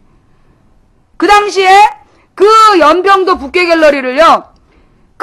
사장이 카페를 운영하면서 자기네들 비밀 카페에서 막 이렇게 막 잘한다 응원하고 그러면서 연평도 북계 갤러리를 운영을 한 거야. 그 자료까지 다 왔잖아. 예. 그게 2011년 1월 사건이야. 그래서 그 뒤로는 이 DC 계레들이 그 DC에서 그쪽 애들이 완전히 확 축소가 된 거야. 그래서 DC에서 쫓겨나요. 쫓겨나서 얘네들이 만든 게 뭐냐면 일베야. 얘네들이 모인 게 그 뒤에 일베라는 데 가서 모인 거야. 일간 베스트. 일간 베스트라는 데 가서 모여가지고 그리고 나서 이제 거기서 야 가자! 그러면서 이제 뻥 까고 그러는 거지. 예. 하여간 그게 연평도 사건, 천안함 사건. 천안함 사건 때 내가 몸이 굉장히 망가진 게 천안함 사건 때야. 3월 달에 원래 청와대도요. 천안함 사건이 딱 2010년 3월에 터졌을 때 이거 단순 사고다 그랬어. 미 국방부도 우리는 천안함 자체 선체의 이유 말고 모른다라고 얘기를 해. 그러다 2주일 만에 갑자기 미국 국방부가 갑자기 이명박이 입장을 바꿔. 예. 갑자기 입장을 바꿔가지고 뭐라고 얘기를 하냐면 천안함 북한의 가능성도 배제하지 않는다라고 입장을 바꾸고 그 다음부터 이제 북풍이 불어오는 거야. 그러면서 미국이 그때 이명박 정부가 얘기한 대로라면 북한이 그랬을 수 있다라는 발표를 해요. 그래갖고 우리 국민들이 다 천안함이 북한 탓인 줄 알았잖아. 그런데 이 미국이 그렇게 한 이유가 뭐냐면 그 당시에 일본에 오키나와에 미 공군기지가 있어요. 미 해군기지가 있는데 미 해군은 공군이 같이 있어. 비행기가. 비행단이 같이 있는 미 해군기지가 오키나와 공군기지인데 그 오키나와 공군기지가 계약이 끝나가지고 일본에서 나와야 되는 상황이야. 그런데다가 그 당시 일본의 정권이 공약으로 오키나와 미 해군기지를 내보내겠다는 게 공약이었어. 왜냐하면 미군기지가 있으면서 이 사람들이 이 기름 같은 거, 그 전차라든가 트럭이라든가 아니면 함선이라든가 거기서 사용된 폐 기름을 막 버린 거야. 그래갖고 그 오키나와 일대가 원래 굉장히 아름다운 환경섬이었는데 그 오염도가 너무 심해진 거예요. 그리고 그 지역의 경제가 죽어버린 거야. 군부대 때문에. 그래서 일본의 정치권 공약이 오키나와 미군기지 이전이었어. 그때가 딱 맞아 떨어진 거야. 그해 5월에 오키나와 미군기지를 일본에서 빼야 되는 상황이었던 거야.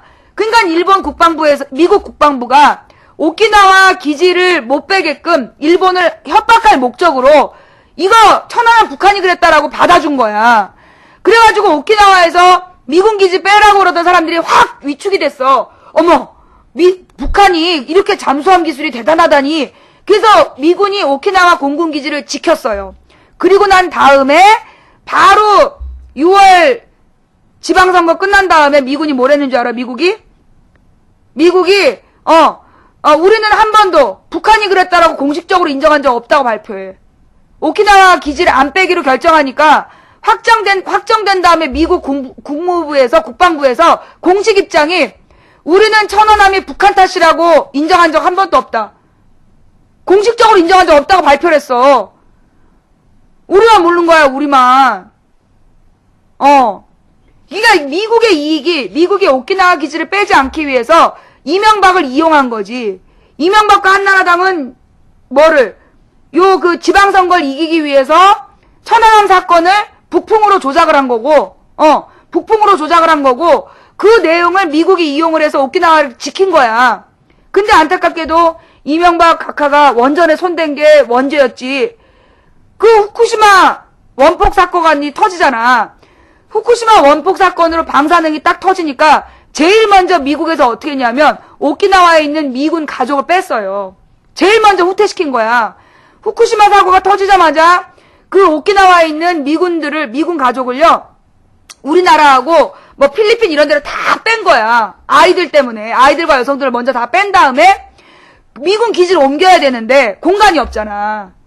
그러니까 제주 강정마을에 미군 기지를 짓기로 강행처를 한 거야. 오키나와 때문에. 미군 기지가 미군 가족들이 방사능 오염될까봐 오키나와 기지를 제주도로 옮기려는 거야. 그래가지고 그 내용에 대해서 미국의 CNN 앵커랑 미국의 평화운동가 유명한 여자가 있어. 그 둘이 제주 아일랜드에 짓고 있는 그 해군기지는 한국을 위한 기지가 아니라 미 해군기지다. 그래서 이 사람들이 인터넷에다가 미 해군기지 제주 아일랜드 미 해군기지 반대운동 사이트 운동까지 해요. 그런데 우리나라 새누리당은 적극 찬성이잖아. 강정마을 미군기지 반대했다고 빨갱이라 그랬잖아. 미국 CNN이 빨갱이냐? 미국 CNN이 빨갱이야? 이게 미 강정기지하고 연결되어 있는 사건이에요. 요것도 몰랐지? 이거 오늘 지금 제주도 해군기지 짓고 있죠. 이것도 처음 들었지? 이거 처음 들은 사람. 요런 내용도 오늘 처음 들었죠? 이런 내용을 내가 2010년까지 계속 얘기를 했단 말이야. 예. 근데 이제 이런 내용을 내가 그렇게 얘기를 했는데, 그걸 제대로 이제 사람들이 몰랐던 거지. 얼마나 내가 약이 올라. 예, 이거 봐. 엄청나게 지금 몰랐다고. 예. 아니, 그러니까는, 오늘 아침에도 어떤 애가 와가지고 안철수 지지자인데, 자기가 안철수 지지자래. 자기는 안철수가 될 것 같다라고 한 애야. 근데 이상한 건 말이에요. 자기는 안철수가 될 것 같다라고 얘기한 애들이 전부 다 똑같이 뭐라는 줄 알아? 이명박이 뭘 잘못했니? 말이 안 되잖아. 안철수를 지지하는 이유는 이명박과 새누리당이 잘못해서, 이명박과 새누리당이 정치를 잘못해서 새로운 정권 교체를 하기 위해서 지지하는 거잖아. 그지? 근데 자기는 안철수가 됐으면 좋겠다고 얘기한 애들이 와갖고 이명박이 뭘 잘못했니? 그래서 내가 해저터널 얘기하지 마. 해저터널 얘기하지 마. 아무것도 아닌 거야, 그거.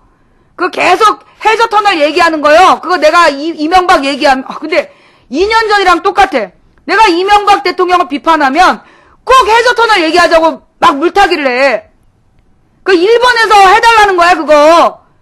아무 관계도 없는 거니까 그 해저터널 얘기하자는 애들 빠져. 저 새끼들이 간첩이야, 저거.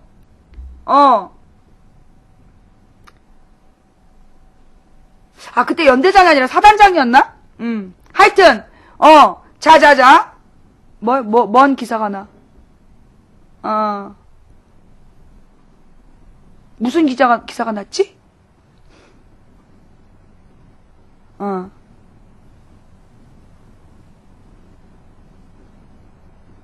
목포, 제주도, 기사가 났어?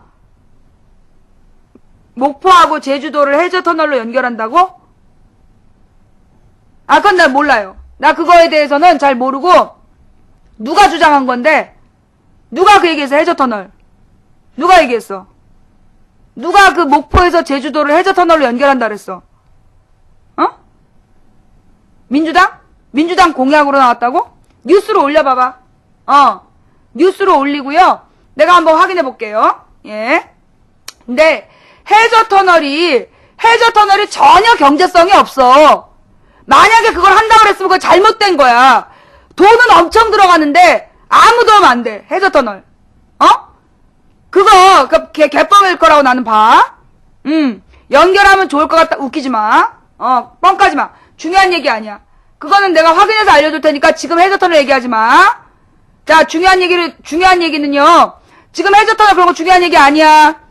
오늘 우리가 해야 될 얘기는 뭐죠? 예. 이명박 정권에 대한 평가야. 지금 말이에요. 이명박에 대한 비판이 언제 이후로 줄었느냐?